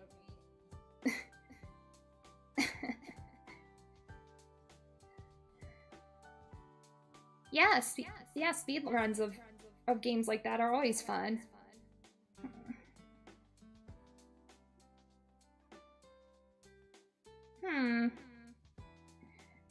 I'll say I'd like to try it on my own first.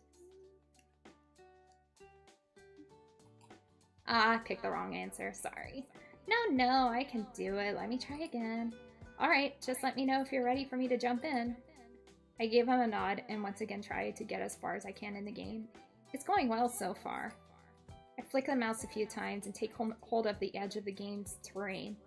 If I was connected to a heart monitor, I'm sure it'd show how my pulse is skyrocketing. How do you find this relaxing? I don't know, I just do. I played with Shu and Box one time, and my best time was a little over 3 minutes. I'm unsure if he's kidding or not, but the information he gave made me stutter in game. I miss a ledge and end up falling several stories down, a little way off from the beginning. How is that even possible? It's already been 15 minutes since I started playing. You just need some practice. Let me help you. Ooh. Look at the time. Sorry, Eden. I know I invited you today, but I forgot I have some stuff to do. No, it's okay, Luca. Thank you for inviting me anyways. I had fun. We've been having some quality time lately. I hope you're not tired of me yet. Never. No, I really enjoyed our time together. It feels like we've been doing this forever. You know, the feeling is mutual. Take care on your way home, Eden. Thank you, Luca. Have a good night. A smile has been plastered on my face since I left Luca's apartment. Today is really a pleasant day. Luca is really easy to get along with. It might sound weird, but I feel like I've known him much longer than I actually do. I suppose that just happens when you get along really well with someone. I bet they met when they were kids. Hey Eden, are you okay? Ah, yes, I'm fine. Why? Your face, it's all red. Is your work really that bad? No, everyone there is really nice and today's my day off. Oh, okay. Tell me if you need something, alright? There's food in the fridge, just heat it up.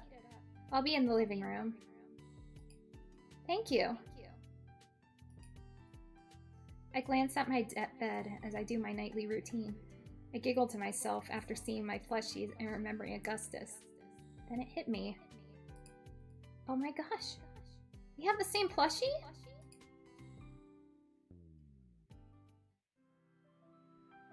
Luca, do we really have to keep racing? You have to use your inhaler after each one. They didn't know each other as friends, as kids. Oh my gosh! Of course we do. I've been practicing. I have to beat you, so we'll keep going until I do. But you're gonna run out of air if we do. I'm not gonna go easy on you just because we're friends. Luca grumbles under his breath while pouting. He couldn't believe his friend thought he would need them to give him even a single victory. If you think that of slowing down during our race, I'll never forgive you. Redacted.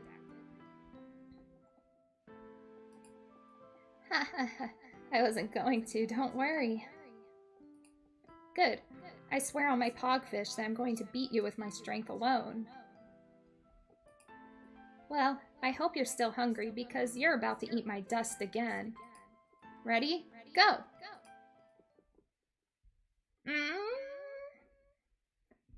I think we were the friends during his childhood. I think we were. I wake up to the sound of my roommate dropping dishes into the sink. As I open my bedroom door, the scent of pancakes blesses my nose.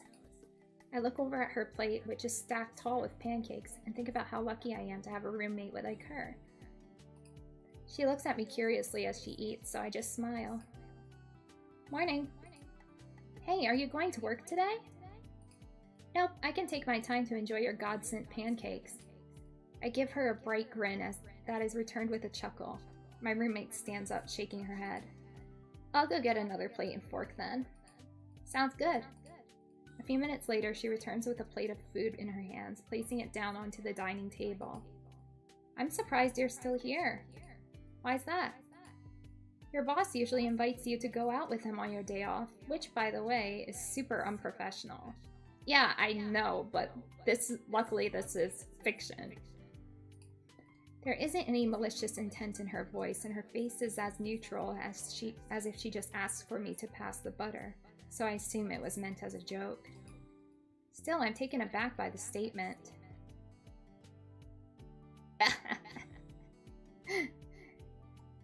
Also, if he instead said, "You're about to eat my parking dust," I would have groaned a bit. Yeah, I would have too. That's funny.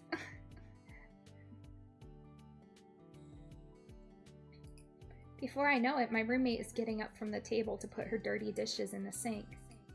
Well, it's a good thing. Enjoy your day off as you should. I'm going to get ready for work. The sound of the bathroom door closing makes my head ring. Rumi-chan is right.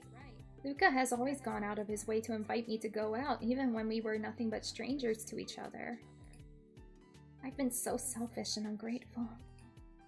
As I eat the last bit of my breakfast, I put my dishes into the sink to clean up and then make my way to my room. Luca's been on my mind the entire time. But once I want to do something nice for him, so it makes me wonder what we can do together until an idea pops into my head. Immediately, I fish for my phone from in between my bed sheets and dial Luca's phone number. It takes a while before he answers the call. Oh, Eden, this is a surprise. Good morning. How are you doing? I'm doing okay. I just wanted to give you a call. Oh, how come? Did something happen? I nod my head even though he can't see me, making me look just as ridiculous as I feel. Nothing happened. Don't worry. I was just thinking that you were always the one inviting me out to have fun, and you go out of your way to ensure that I have a good time. So I wanted to do the same for you. Aw, that's nice of you, Eden. Thank you. Did you have anything in mind for us to do? My mind goes blank. I didn't think I would get this far. I rack my brain for something we both can do. That isn't too out there or a danger to my wallet.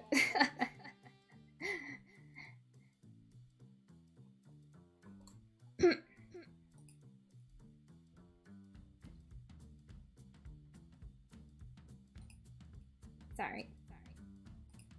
Okay, there we go.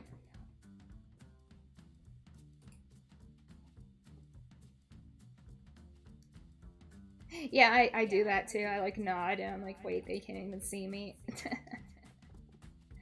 My mind goes blank. Oh yeah, I read that already. I don't want Luca to lift a finger, not even his pinky toe. I scan my room for inspiration as he patiently waits for my response on the other side of the phone. My eyes soon fall onto my telescope that I brought with me when I moved into this apartment. Living in the city wasn't ideal for stargazing, but I found out that the lights from the buildings outside didn't hinder my ability to do so. I smile brightly. Let's go on a camping trip. A camping trip? Is it too last minute? It's spontaneous, that's for sure. You won't even have to lift a finger other than driving to the campsite, of course. My family used to go on one every year before I moved. It was around this time, too. I have my equipment and everything still. I'll bring it and we'll have fun together. I'm in. I won't leave you to do all the work, though. I'll see if I have anything that I can bring as well. I want to help a little bit. I'll see if Shu or Mista has camping gear I can borrow. My heart flutters at Luca's acceptance and eagerness to go. His own excitement radiates through the phone and washes over me as well. Yeah, that is a poster of Luca. Yeah, you're right. On the wall, yeah.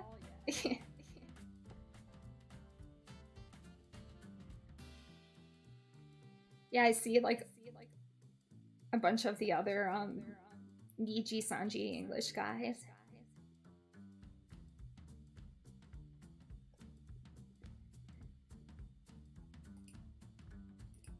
Thank you, Luca. No, Eden, thank you for inviting me. I have to go now. I'll talk again later, alright? I'll pick you up, and you can direct me where to go. Sounds good.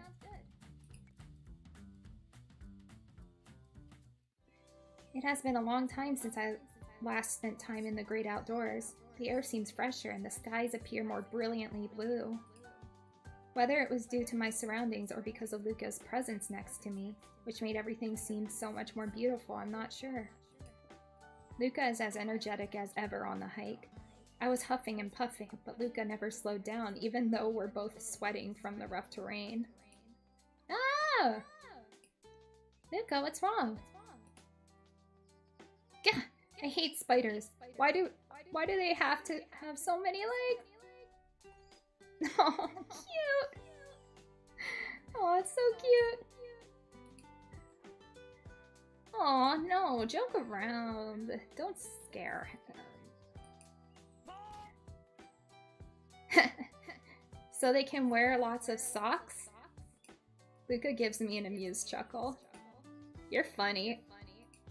Thank you, I think. No, but the thought of having dozens of legs crawling all over me is really gross. I don't know how you keep your cool when you see them. Well, I'm not really a fan of it either, but I do find them cool. You know, when you suggested we go camping, I was expecting a nice clearing near a cabin and a lake, not the outback of Australia.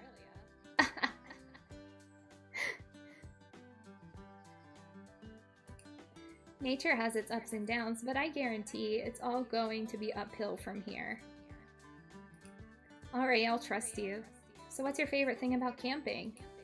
I don't know, I guess it's just the opportunity to get away from everything and just enjoy being outdoors. Anyway, let's go find a good spot to set up camp and leave the spiders home be. They aren't very good hosts anyway. Shoo, shoo. Does he think it's like a dog? I can't help but laughing, but sure enough, it scoots away. How can you be so calm right now? Didn't you say you hate bugs? Well, spiders are arthropods. It's totally different. They're so cool. I wish I could spin webs with my non-existent spinnerets. Why? So you can trap and keep me all to yourself? Oh, maybe?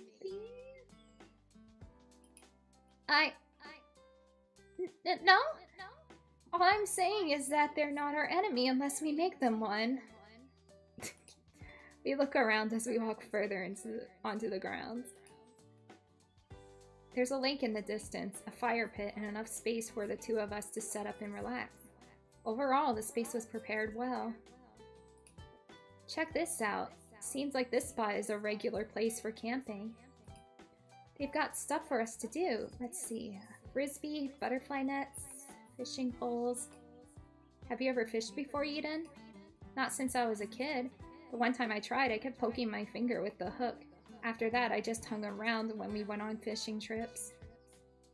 Yeah, I do. I totally do. I mean...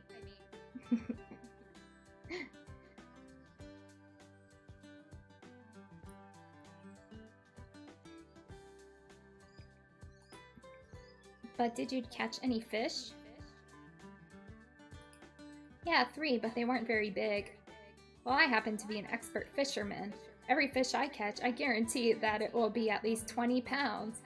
And I bet they get heavier every time you tell that story. We can eat the ones I catch for the ultimate camping experience. Oh, that's generous of you, Luca. Yeah, I guess you could say that. There's no doubt in my mind that Luca is the kindest man I know, even when it came down to helping me put the bait on the hook.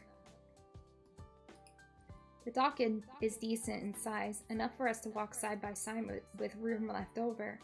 Once our gear is ready, we sit down and let the rods fly. For a few moments, there is the peaceful stillness of doing something with someone. It's absolutely breathtaking, watching the sun fall on his face. Speaking of fishing, I almost got my ear hooked by the fish. Ow! Oh dear, that must have hurt. It's absolutely breathtaking watching the sun fall on his face. With Luca, the scenery looks picturesque as if he belongs there. Did you know some people fish with spears? No way! So they just stab the fish? That actually sounds pretty pog. Right? And then there's ice fishing. For someone who hasn't fished in a while, you sure know a lot. Not as much as I like the idea of doing it with you. Ooh!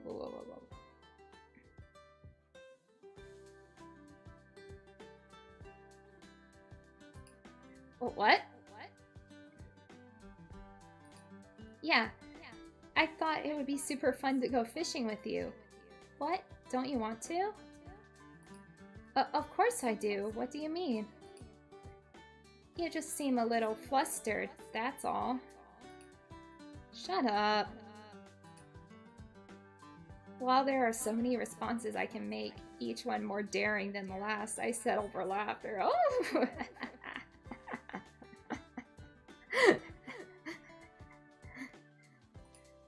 Loud, raucous laughter, enough to scare the fish before we can even cast our lines. My stomach hurts by the time I'm done, and Luca's face is still red. You're so mean, Eden. We're both the bad guys here. If you look at it from the fish's point of view, teasing them with food before we poke them, gut them, and eat them. That's kind of grotesque. You're not as much of a bad guy as you think, Eden. That isn't bad to you? Not really. If this is the worst thing you've done today, then I'd say you're pretty alright. A few minutes after patiently waiting for what felt like forever, I feel a heavy tug of the pole in my hands. Maybe it was because we'd been so quiet for so long. Oh man. Hey Luca, I think I got something. It's tugging a little... Whoa, it's really strong! You got it? It's fine. It's fine. Are you sure? Yeah, I'll let him help. Yeah. I think he likes helping. You can have the pole. No, just keep hanging on. Just a little bit longer, okay? Of all the things I was expecting, his warmth behind me wasn't it. Luca braces himself against me, my back to his chest. His arms are around my waist, ensuring that I won't be going anywhere. Whatever you catch, I'll cook it for you, okay? I think I've got it. You got this, Eden. Keep it steady. With considerable effort, lake water splashing us both in the face, I do. The fish is relatively large, more significantly than the ones I've previously caught. Good job, Eden. This is the greatest achievement I've ever accomplished. You should be proud. You secured dinner for us. Let's go dry ourselves and start a fire before it gets too far dark. Yay.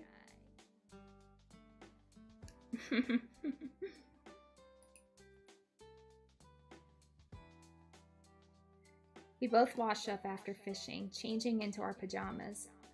The sun has set, and I begin to hear the sounds of the insects. For a campground as fancy as this, it seems odd that we haven't run into anybody else. I'm grateful for it, though. I rummaged through my bag for my telescope that I disassembled a bit to fit it in. I was hoping that I would be able to show off some constellations to Luca, so I decided to take it with me. By the time I made my way back to the campfire, Luca had already finished cleaning the fish we caught and started cooking.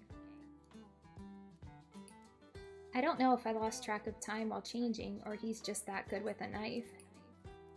Have a seat, I'm almost done over here. Are you sure that you don't want any help? Yeah, just relax, Eden.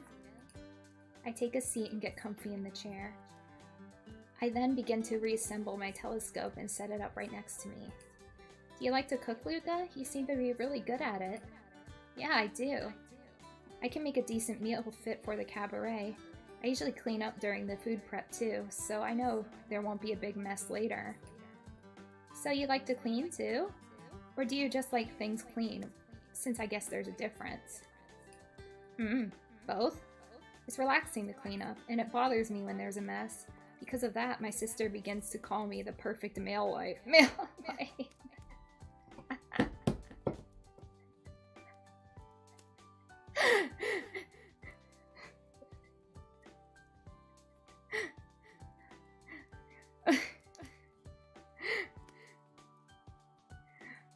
We mean that in the most affectionate way.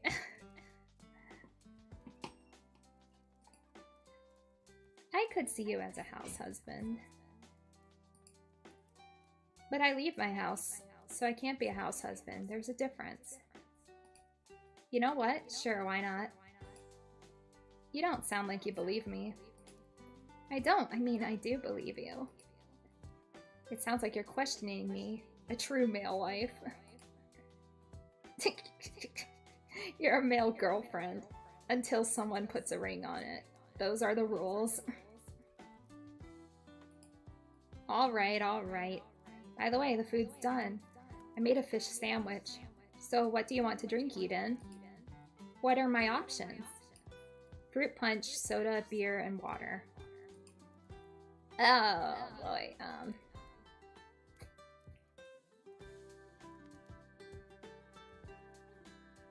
gonna say water. I hope that's the right decision. Some water, please. Coming right up. He grabs 2 bottles of water and hands one to me. He sets the other one down in the cup holder of the chair next to me. Then he straightens up where he prepped and cooked before picking up the foil the food was wrapped in. Luca makes his way back toward me and sits in his own chair.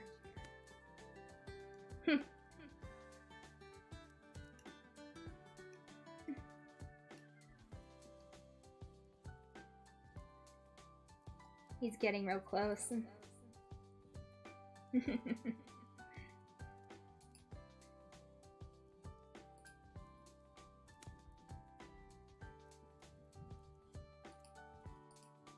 Wow, it looks so good. Luca, my mouth is practically watering from the smell alone.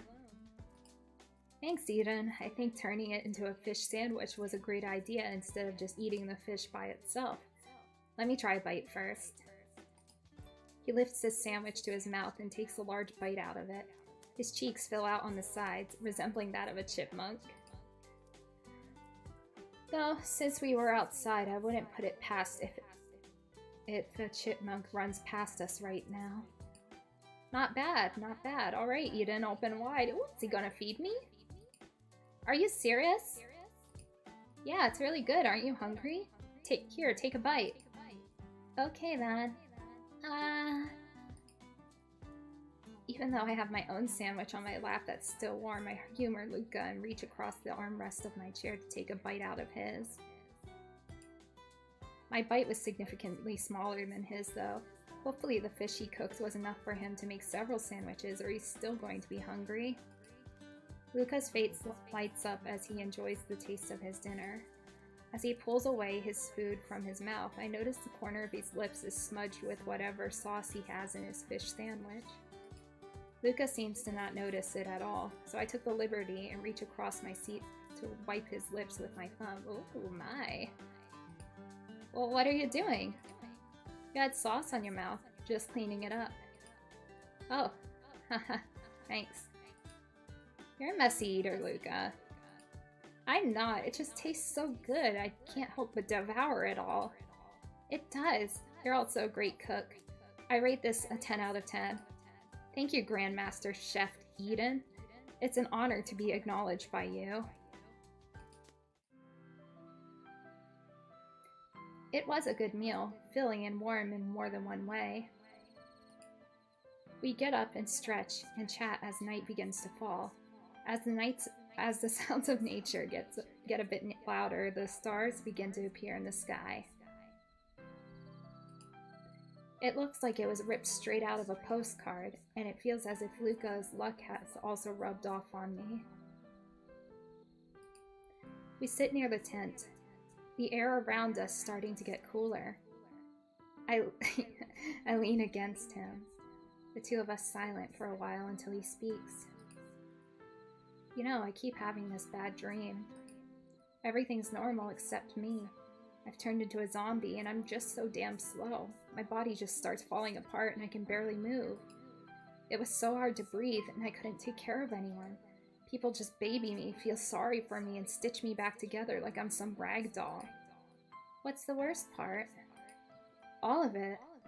There was no way for it to get any better, and there was no way for me to protect anyone. I was just useless.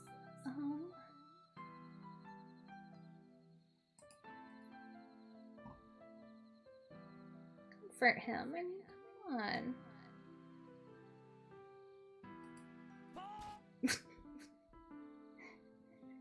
I don't really dream that often, but when I do, I don't remember what happens. As if I never dreamt at all. I can't really put myself in your shoes exactly. Mostly because your feet are way bigger than mine. But even if you were slow and falling apart, it would be hard for me to say that you were useless from what I know of you. Leading people, having them believe in you, that's not a skill everyone has. A leader who isn't good at what he does isn't worth a grain of salt. What good is a leader that can't do anything? Are people supposed to listen to me just because I say so? No, not at all. Why do you like lions so much?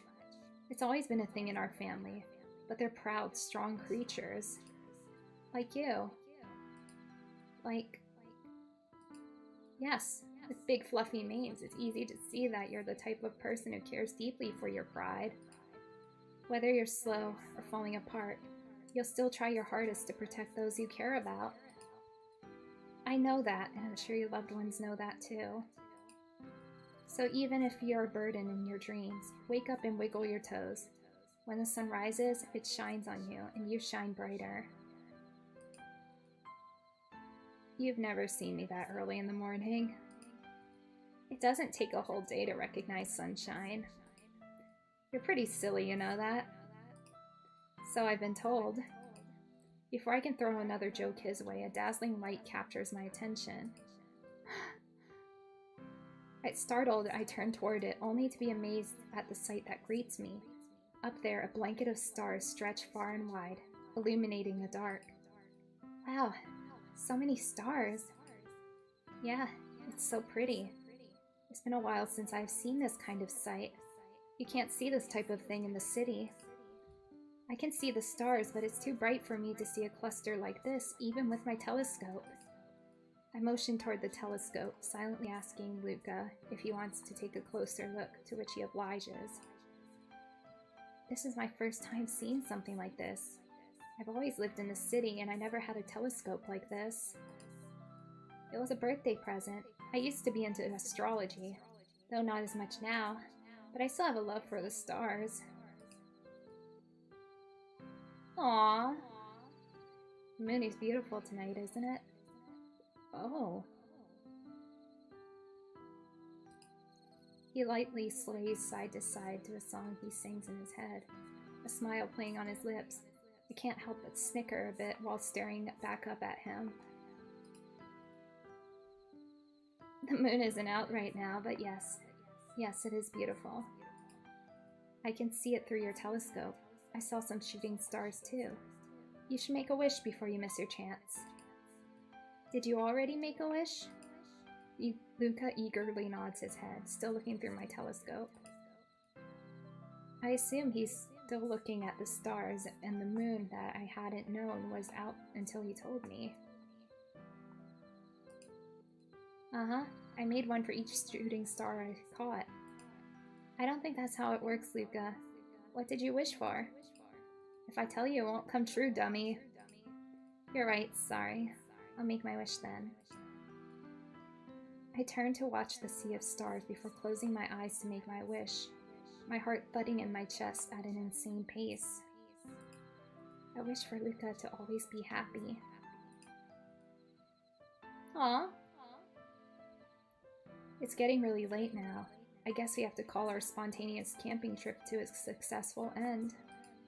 Oh yeah, you have to be at the cabaret early tomorrow. Yep, I guess I'll see you in the afternoon for your shift, right? You go on ahead and get some rest. I'll meet you back at the tent. I give Luca a firm nod, and we both stand up to clean up as much as we can together. I disassemble my telescope and make my way toward the tent. I slip between the folds and get comfortable. I expected the hard ground to make my night a living nightmare, but surprisingly I'm not bothered by it. I'm happy that I can enjoy a good night's sleep while replaying the entire day in my dreams. I don't remember much after turning in. I fell asleep soon after my body settled in my sleeping bag. The next thing I know, Luca wakes me up and drops me off back at my place early in the next morning. Though I still feel drowsy, I'm filled with light and hopeful thoughts, humming as I open the door to my apartment. Huh. I'm greeted at the door by my roommate, which is a bit strange. We're friendly enough, but usually at this time I expected them to still be asleep. I thought you had a day off yesterday. I did. We just had a change of plans, that's all. Oh no. How much did things change for you to have your first overnight trip with your boss? Look, I'm really tired and I have work tomorrow. We should talk first. I mean, what kind of friend would I be if I didn't tell you about my old boss, Kaneshiro? Huh? My brows furrow. I didn't think the cabaret was your kind of scene. I didn't work at the cabaret. So you worked at the Golden Palace where he lays his head? Nope. Doesn't he own a clothing store? Technically his sister does. I've never worked at one of the fronts. You give up yet? I'm going to bed. I'm too tired for this. Do you want me to tell you the things I did for the dawn to the Kaneshiro crime family? Yeah, Luca's part of the mafia.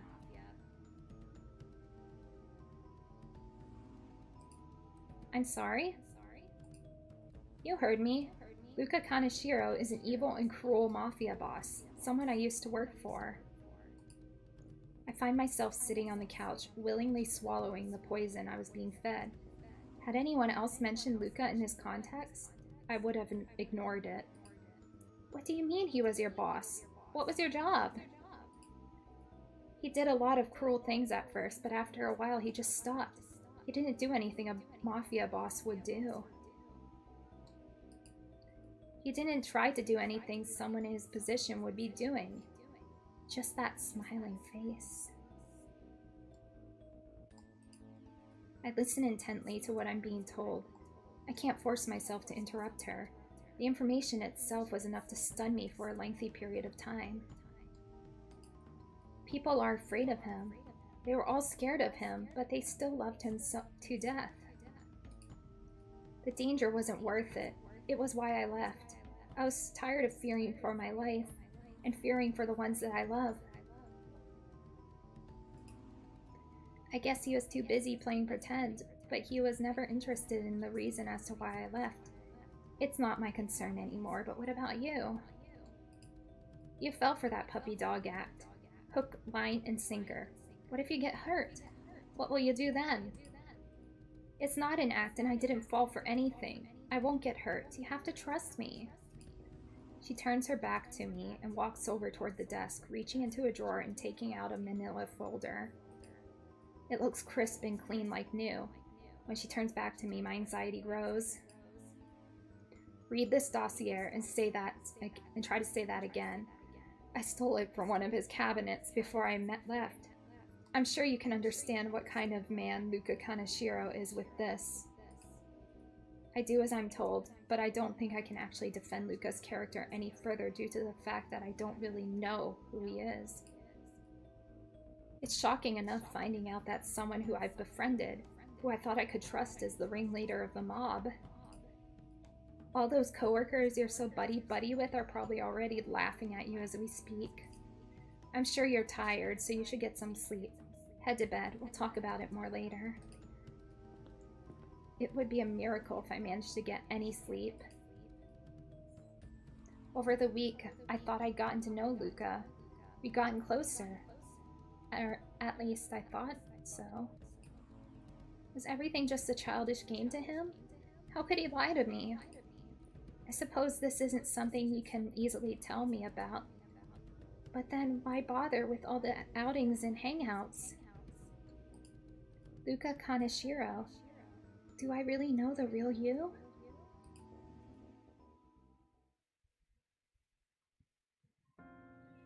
To say I am uncomfortable would be an understatement. I didn't get a wink of sleep. Coming home only to be ambushed by the truth behind the cabaret. About everything, especially about Luca. What if Rumi-chan said was true? What use could I possibly have to Luca? What's its reason for keeping me around? The more I think about it, the more my head hurts. My chest is pained as if I swallowed an ice cube whole. I've been lying down in my room all day, somewhat grateful that Rumi has not visited me in my room to press for more. I turn to stare at the clock. It is already time when the cabaret is supposed to open. For that, I'm also glad I don't have a morning shift. I don't think I would have been able to face Luca without sorting out my head and heart first. I need to get up. I'm sick and tired of lying down. Reluctantly, I sit up in bed and swing my legs over to the side before standing up. It's not like I can hide in my room forever. I can't hide from my feelings. I have to face them head on. I'll need to face Luca eventually. I might as well get something to eat. I shuffle toward my bedroom door, which leads to the kitchen. I'm suddenly jolted forward, but luckily I managed to catch myself on the dresser before actually hurting myself. Looking down at what tripped me, I am shocked to find that's the Cutest, Luca's favorite plushie. My heart clenches as I think about how just the other day I was excited over having a duplicate of this toy. Maybe I can just tell him that I'm not feeling well. It wouldn't be a lie after all. I'd been so sick I didn't want to leave my room even to eat, ever since Rumi-chan told me the truth. I'm not the type of person to avoid conflict, and I know I have a lot of unresolved issues with Luca. He's my boss at the cabaret, so we would be seeing each other again soon enough. I open the door only to immediately be greeted by my roommate. Oh, Eden, you're up. There's food in the kitchen and you must be hungry, right? I mean, you've been in your room all day. Yeah, I just wanted to get some food before I went out. I walk past her and shuffle my feet toward the kitchen. The consequence of missing so much sleep in one night is starting to catch up with me. Have you called your manager and quit yet? I'm sorry. Why would I quit my only source of income that helps me pay my half of the rent? Well, your boss is a first-class psycho. That should be your reason. Do you really need another?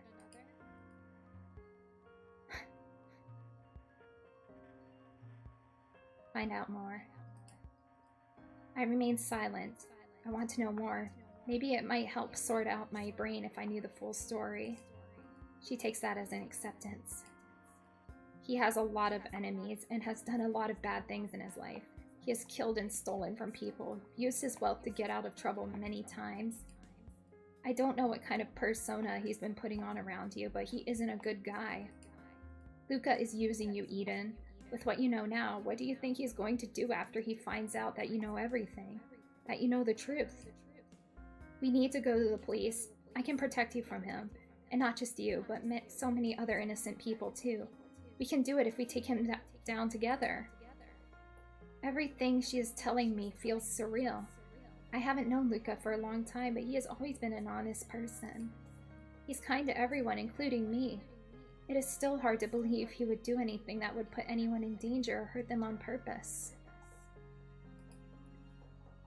You don't know who you are dealing with here. I've seen firsthand what he can do when he's angry, and it is not something anyone should ever experience. You know everything about him, and yet you didn't do anything until now. If you really wanted to stop Luca, to protect me, why did you take so long? Because I needed concrete evidence to actually convict him. I'm trying to protect you from Luca because I'm your friend. All this new information is making my head fuzzy, so I cut the conversation there. I feel as though I've exhausted my vocal cords. My legs feel like jelly. I return to my bedroom without a meal and sit on my bed, pondering on what I should do now.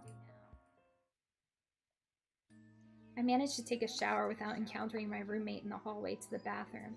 A sense of relief washes over me as I reach my room. Can I just leave? I don't feel comfortable staying in my own house now. What do I do?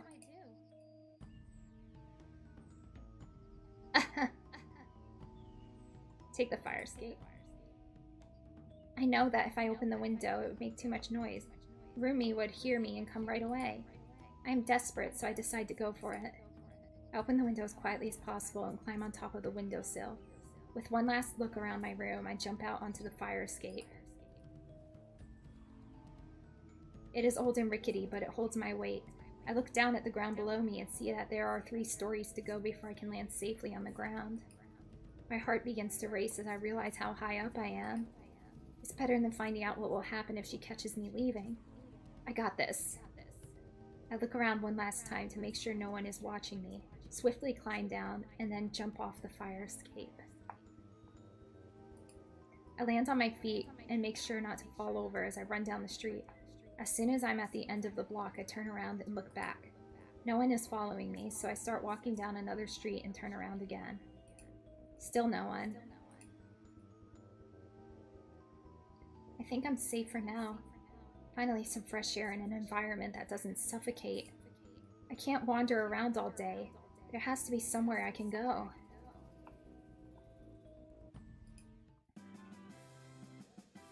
Oh, yeah, Disney World. I had some spare change in my wallet. I'm glad that it's more than enough for me to grab a taxi. Once I arrived at Disney, the infectious joy and fun that once permeated through the air is almost non-existent. Despite the liveliness, the loud music, and the children running around in glee, somehow I couldn't bring myself to enjoy the atmosphere. I have too much on my mind and a lot of things to worry about. Most of the people at the amusement park are families with their kids, couples, or individuals like myself, although they are most definitely here to have fun and be at ease. When I came to Disney's the first time, I didn't get the chance to look around or admire much of the stalls. I was too busy running around behind Luca, who was even more in awe as it was his first time as well. My footsteps falter. Someone stumbles into me from behind at my sudden pause. I quickly turn to apologize and make my way out of the crowd. When I brought up the idea to take Luca to an amusement park, the idea was to be his tour guide since it would be his first time ever going to one. Even after coming to Disney, I knew it was my first time coming to a grand place like this. Still, I was showing him around, making sure he was enjoying it. Now that I have the chance to think about it clearly, all the things we did and the things we saw were suggested by Luca. From the haunted house to the Ferris wheel, they were all ploys by Luca to have me enjoy myself just as much as he did. Well, if it isn't the young man's little date, it's been a while. Where's your other half? Ah, the look of lovebirds never ceases to put a smile on my face. We weren't really on a date, we were just hanging out. The man gives me a look of confusion, like he wants to say more but decided against it. We work together. Honestly, any look you saw was probably one of admiration on my part. He's truly an astounding person. I can't help the crack in my voice as I finish my sentence. Is that how I truly feel? I second-guess myself, though it's not a lie. I've always admired Luca, even back then, because he was a hard-working person. Knowing what I know now doesn't change how dedicated he is. Who said it was a look from you? Huh? I've been working here for as long as I can remember. My eyes aren't too bad to mistake admiration for adoration. His hands began working on packaging some cotton candy, just like he did for the first time. He holds the bag out to me, a gentle smile decorating his lips. This one's a gift from me, all right? So keep it a secret. I don't know what his reason is for giving me one, but I'm grateful regardless. I accept his gift and return his smile before excusing myself. The joy on his face when I accept his gift is palpable. It's as if I had just given him the greatest gift in the world. His eyes are alight with happiness and he's grinning from ear to ear. It's truly a wonderful sight. I can't help but return his grin as I start walking away from the cotton candy man. His act of kindness has made my day and I'm determined to find out the meaning behind his words. I decide to cut my second outing at Disney's short. I still have a lot to think about. After what feels like forever, my mindless wandering leads me to a local park nearby. The cool air is starting to seep through the threads of my clothes. I sit down on a bench to take in my surroundings. There are several other people out walking their dogs or just taking a stroll. My eyes soon fall on a duck pond before me. Little fishes swim below, nipping at the bottom of lily pads. While above, the ducklings swim gracefully across the water's surface. It is a beautiful scene. The sight alone is enough to make me coo. I can't imagine the outcome if this pond was large enough for ordinary people to fish in it. I'm brought back to when I'd gone camping with Luca. Had we decided to fish here, he'd wade in the water, probably try to catch the fish with his bare hands. That would be a disaster, though, considering how Luca's size would contest that of a bear's. He would most definitely be successful in his hunt. But I am brought back to reality when a duckling waddles up the path toward me. Its chubby body and tiny legs makes it teeter from side to side as it walks. My heart flutters with warmth at how cute it is. Hi there, little guy. Aren't you just the cutest? It takes a few uncomfortable steps towards me before I notice its balance changing, making it tumble. The little guy falls, flapping its wings in a desperate attempt to get to its feet. This keeps happening every few steps it takes towards me. Oh, you're a clumsy one, huh? The sound of my voice makes it look at me. Then it takes one wrong step and trips on a clump of grass. I laugh. It is the first hearty and genuine laugh that has managed to slip past my lips in hours. I slip off the bench and sit on the ground before the small creature. You're an awful walker. No one would blame you if you just sat in the water all day, swam around, and waited for people to give you food. Fake it until you make it. You're cute enough even for me to bend over backwards. I'm almost tempted to go buy a loaf of bread. As I hold my hand out for it to sit on, the duckling chirps in response to my words. Its tiny little body is as hot as a freshly baked pie. It nuzzles my palm, and my heart soars at how adorable it is, reassuring me that it is okay. Despite its uncomfortable steps, it can manage. Considering nothing bad has happened to it yet, I guess its optimism is a good thing. I have a friend who's just like you. He's just as overly optimistic as you are, and he would probably bend over backwards for you faster than me. The duckling intently listens to my ramblings as I speak, tucking its tiny feet beneath its body and turning its head up at me. The things I'm saying are true.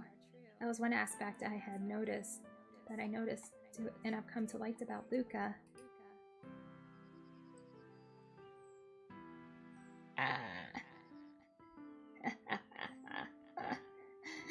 Yeah, don't feed ducks bread.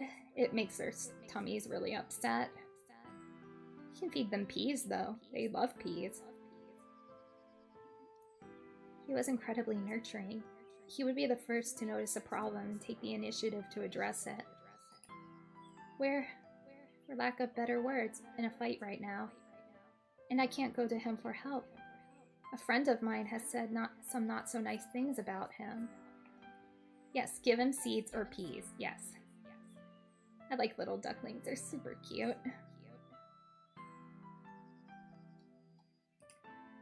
I want to believe he's a nice person. He has never given me a reason to suggest otherwise, but I'm unsure whether or not to trust my heart or my head. The duckling leaps out of my grasp and starts to waddle away, flapping his wings to prevent a hard landing.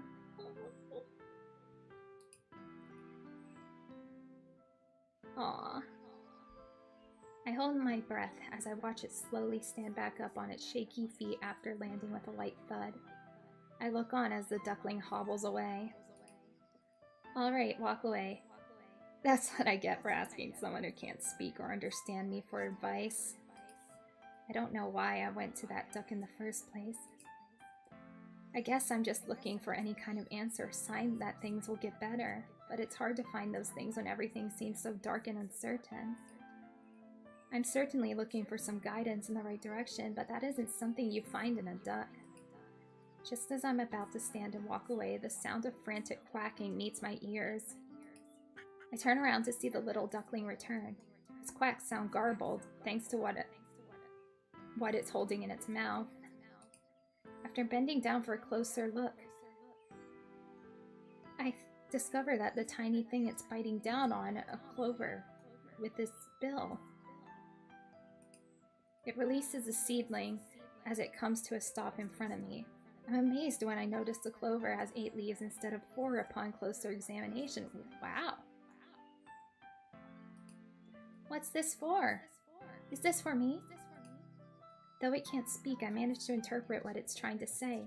This clover is a once-in-a-lifetime chance to find. When would I ever be able to see another one in this life? This is exactly what I needed, a chance. Luca chose to show me a side of him that doesn't hurt me or intimidate me. Luca Kaneshiro, the mafia boss. Luca Kaneshiro, my friend, are both versions of him. They're both the best versions of him. Luca could have chosen to reveal that side to his world, to me, the entire time we've known each other. I now have the choice now too, to abandon him or stay by his side. I want to give him a chance. I want to believe in him. I choose him because I love him. Ah, we got the L word! I love him. Thanks a lot, little buddy. You were a big help. Here, have some seeds. I take out some from my bag and offer it to the duck. I notice a person in the distance while the duck happily eats on it. My phone violently beeps as my alarm goes off. I curse under my breath as I glance at the time. I turn on my heel and start sprinting away. This time, I know exactly where to go. It's almost time for me to go to work anyway. My legs are on fire. To make sure I'm not late, I weave through the traffic of people on the streets. I also managed to run all the way here just so I wouldn't be stuck in traffic while on the bus, since that was my usual mode of transportation. The consequences of running all the way to the cabaret means I'm even more late. As I enter through the front door for my shift, I notice that the majority of the tables are filled with customers. Luca is nowhere in sight, so I guess he is in the back. Eden, where the heck have you been? I just got here. Well, you look like a ready-made hot mess. Why aren't you dressed, and why does your hair look like a rat's nest? Halloween isn't for a couple of months, honey. Lose the cosplay. I don't look that bad. Stop being dramatic. What you are is full of shit. What even happened to you? Usually Uki's sass would make me laugh and giggle and smile brightly, but right now my heart just hammers against my chest. I'm running on adrenaline right now, and I'm not sure when I'll crash. There was an accident on the way here. The bus was kind of crowded too. I was trying not to get here late, so I ran all the way here. I guess it didn't matter if I got off or not. Oh god, I hope you're okay and everything. You should go get changed. You have a spare uniform in the back, don't you? When I nod, Uki steps aside to give me a way into the changing room. I feel bad for lying to him. There was no accident. I was just on the other side of the city, but what Uki doesn't know won't hurt him. Yeah. He's so savage. I love it. There's also a chance that Uki knows that about Luca's double life a lot more than I do, and possibly for a lot longer than me. After getting dressed, I leave and begin taking orders. I start to serve the tables, but my thoughts are elsewhere.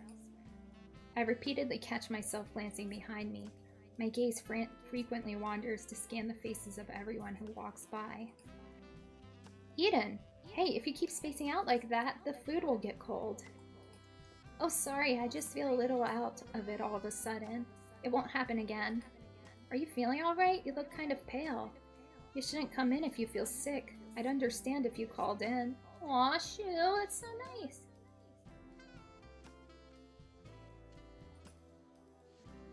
I'm sick, Shu. Shut up, Uki. I'm sensing the favoritism in waves right now. Shu ignores Uki's sarcasm with a wave of his hand. I smile lightly and give Shu a reassuring nod. I know I can make it to the end of my shift, even though I'm feeling a bit tired.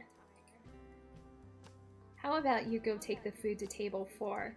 You can take your 15-minute break afterward. You've been jittery since you got here. We can handle things on our own while you're gone. Yeah, I can't with him either. Like, I love him, but in a platonic way, because I know he's not into women. Yeah. Uki's like, move, I'm gay.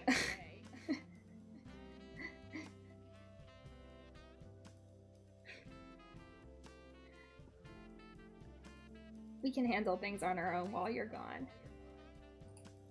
Yeah, Eden. I'm fine, guys. Really, I'm fine. I feel bad for lying to their faces, especially since they care about me so much. I take the tray with the food and make my way toward the customers.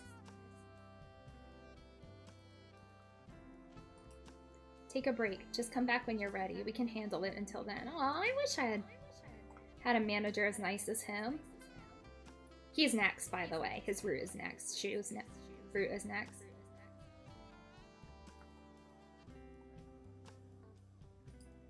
Yeah, don't worry about it. I balance the customers' food on the tray as I make my way over to their table. I'm confident that Shu and Yuki have my best interests in mind. It would probably be better if I go to the back to rest as well. Moreover, it would protect my heart from the constant pressure. Hey, you! My entire body shifts. I drop my customer's order in the process. My throat tightens with panic. Oh no! The glass shatters with a loud clunk when it hits the floor, spilling everything. I'm sorry, I'm so sorry. Gosh, I was just going to ask for some sauces. You looked frantic earlier. Who knew you'd be this jumpy? Are you alright? I'm... Eden. A cool, serious tone speaks behind me. I know that familiar voice. For some reason, I feel a surge of relief. Tears begin to form in my eyes unprompted. Aww. I grow aware of how Luca appears to be blurred as I raise my head from the mess to look him in the eye. He has a blank expression, but his eyes are concerned. I only want to reach out to him. The customer who had caught my attention is telling Luca that they had observed how tense I had been. I don't say anything, so I take deep breaths to steady myself.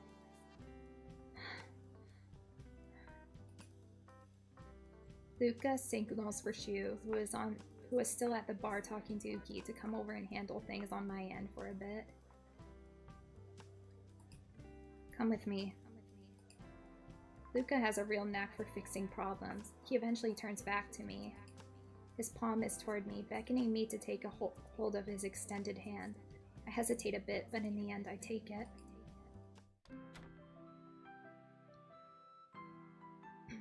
I'm able to calm myself down to the point where tears are no longer imminent. I begin to feel overwhelmed by the pressure of keeping quiet and keeping everything a secret. Luca is getting a bottle of water for me from the refrigerator.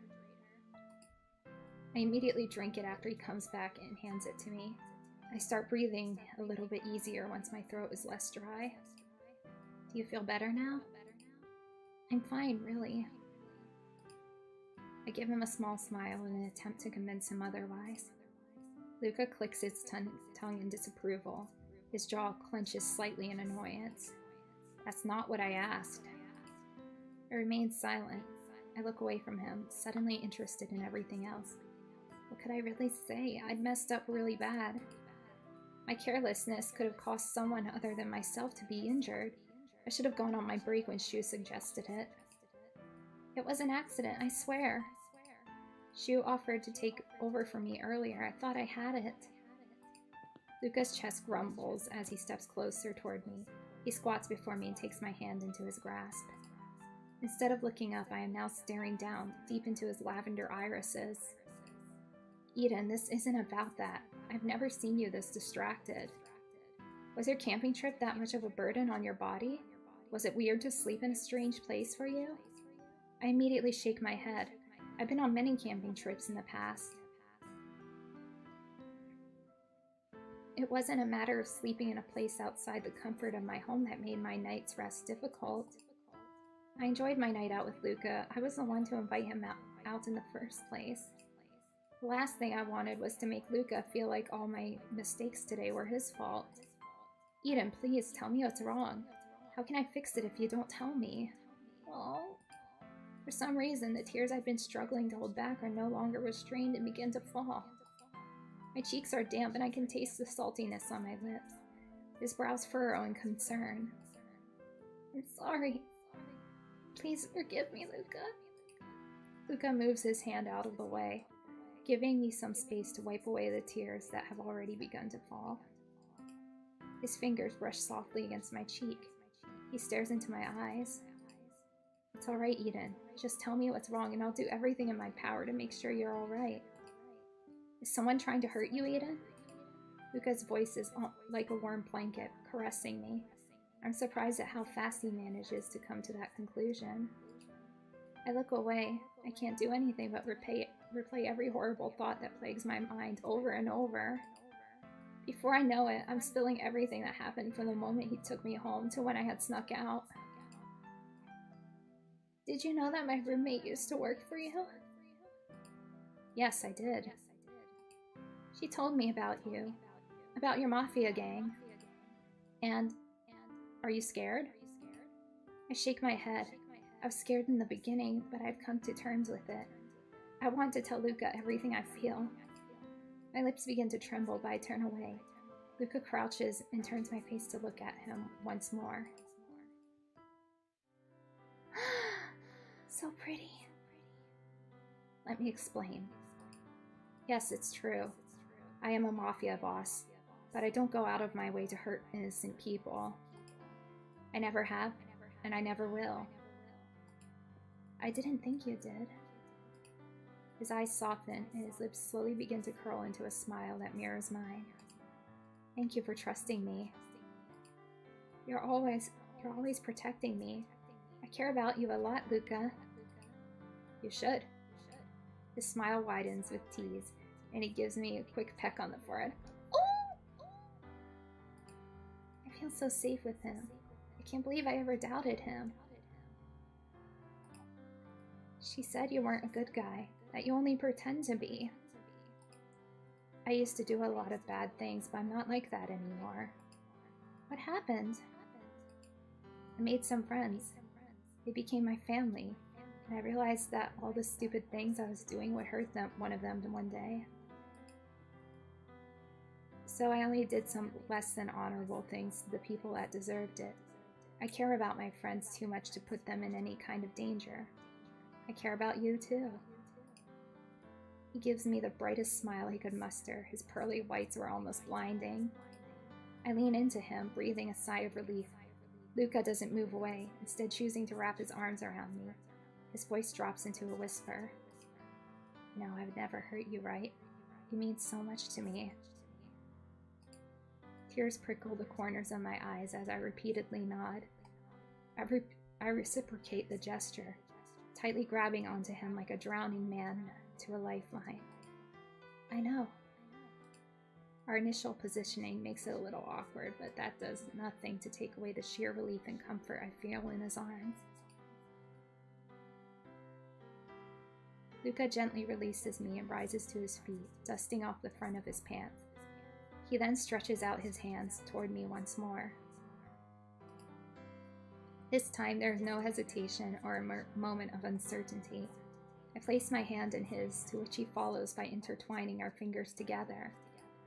Now that we've settled everything, I'm hungry. Let's go get some ice cream. If you play nice, I'll let you have some of my sundae. Gosh.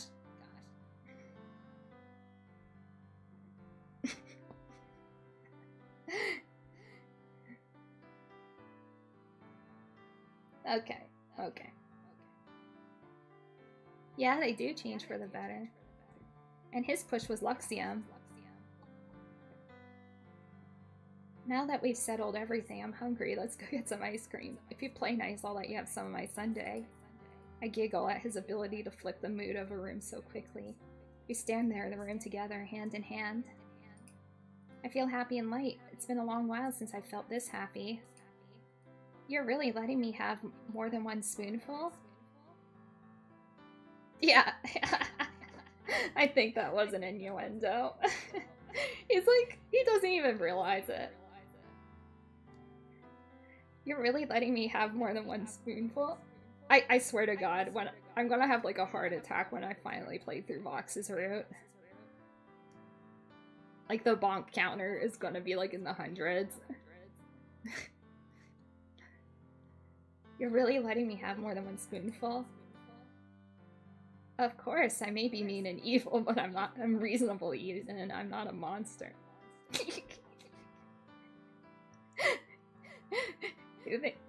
You're thinking of a banana split with some whipped cream on the ends and 2 scoops of ice cream?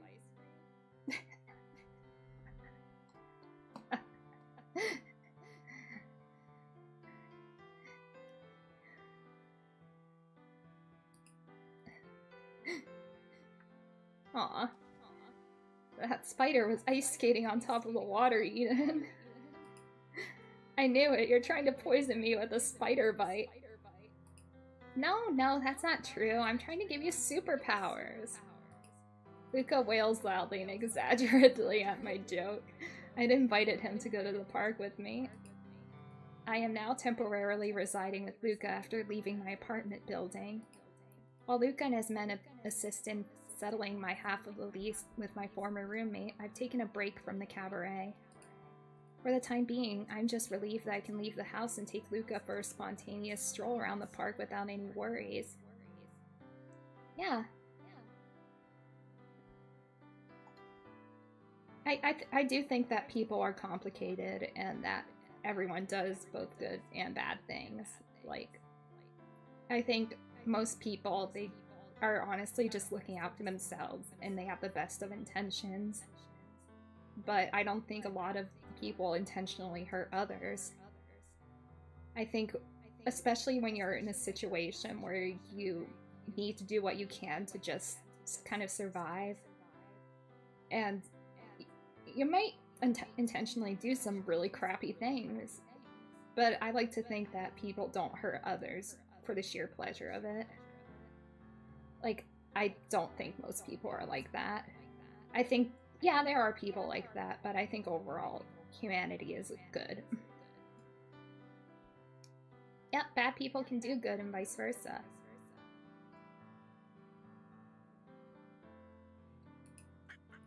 I give the young duckling, who hasn't quite managed to get its footing down, a bright grin as I peer over my shoulder.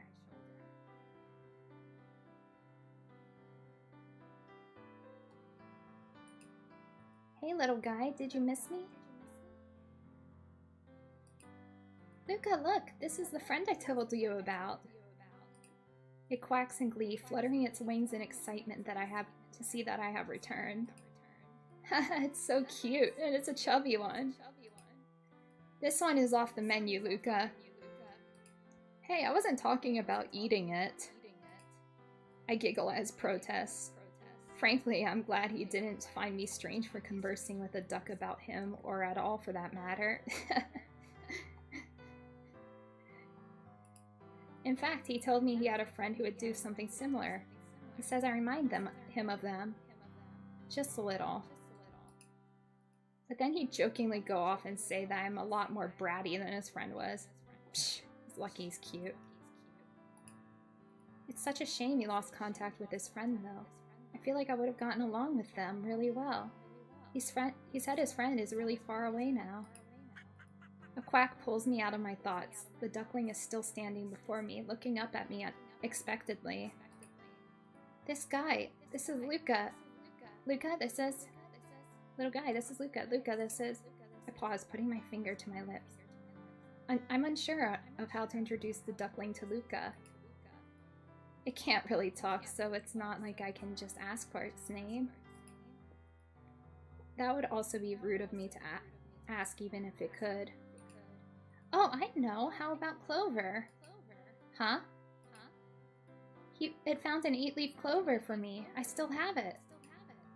I found an 8-leaf clover too when I was younger. Oh, did you keep it? It's probably wilted by now. Considering your luck, I doubt that. I giggle with Luca, taking the duckling in my arms and cuddling it. I'm not sitting by myself on the bench this time. Luca and I are now seated shoulder to shoulder. I've never been happier in my life. It's a lucky little duck, so I guess it works. Clover, I like it. I want to keep it. The little duckling looks up at Luca with a confused expression. After taking a moment to weigh the name Clover, Luca begins to chuckle with glee. I don't think we're allowed to take the park's wildlife home without getting arrested. Ah, it's fine, Eden. a housewarming gift from me. Besides, I'm sure Clover and Augustus will get along just fine. I smile fondly as I watch Luca continue to play with Clover. Yes, it's fine. Everything will be fine. As long as I'm with you.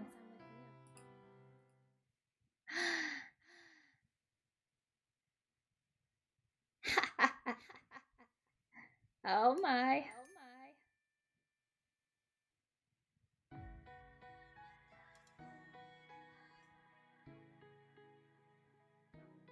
Aw, thank you for making such a nice game.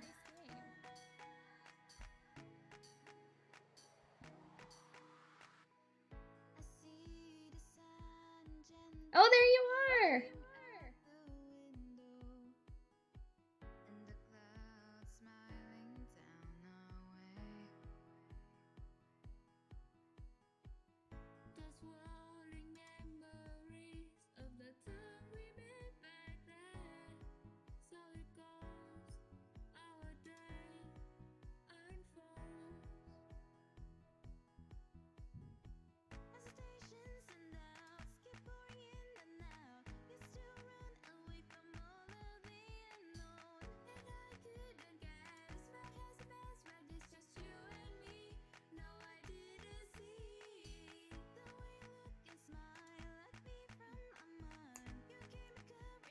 Yeah, I love it too. It's really good.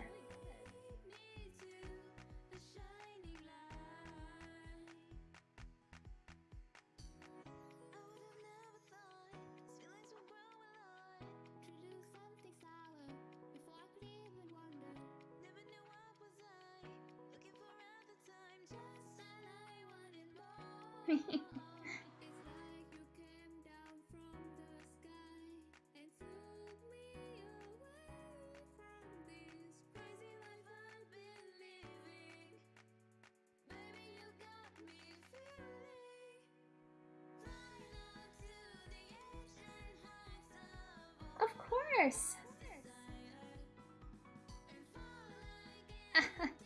Wow, you all made this in 10 months? Wow.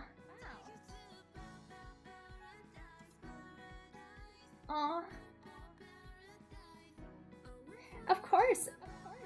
I do plan on playing the other routes. Maybe I'll make this like a weekly thing. Just to kind of chill us all out. In case you can't tell, I love Otome games.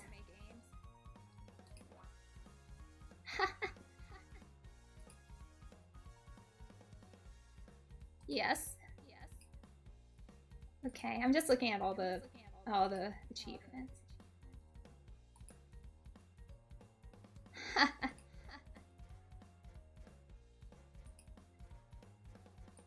Oh boy.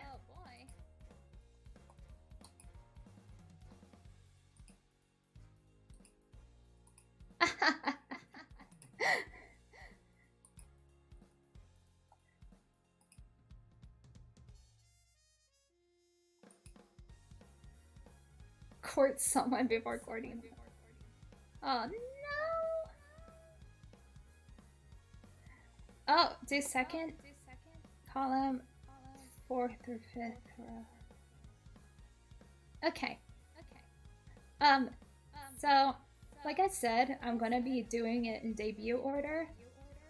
So, next time will be shoes route. Oh, so cute. That was such a cute ending. If you don't mind me asking. Oh, yeah. The one you're on. Oh, yeah. Monkey Man. Yeah, I know who Monkey Man is. So, ITO, how many endings do each of them have? Because I do want to ensure I get the best ending for, you know, the viewer's enjoyment.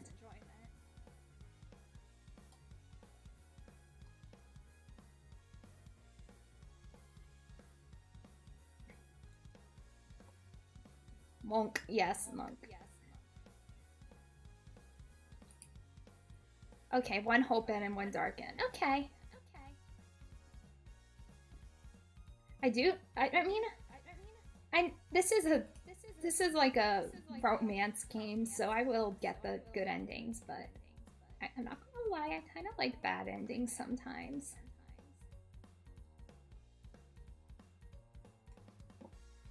Aha! So you can get friend zoned. That's gonna be me with. Aha! Where you start and whose advice you take. Okay, so I mean, in Luca's route, I just trusted myself and trusted my instincts. Like I ignored my roommate.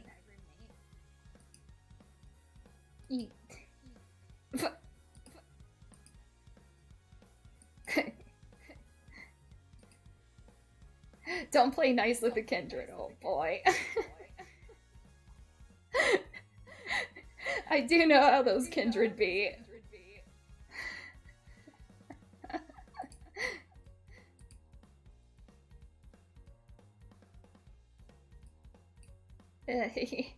Oh yeah.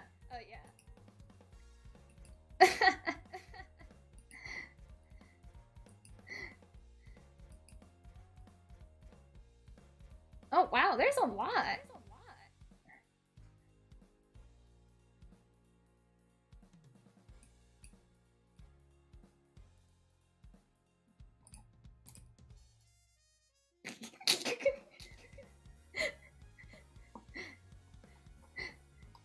Oh, this is like really fun.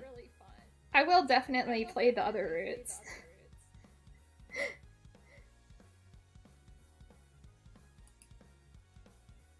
Oh yeah.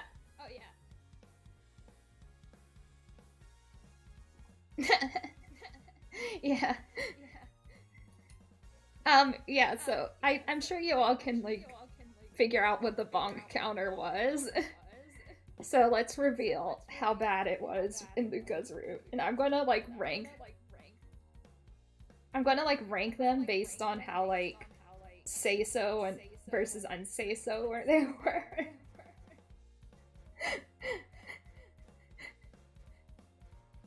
Alright.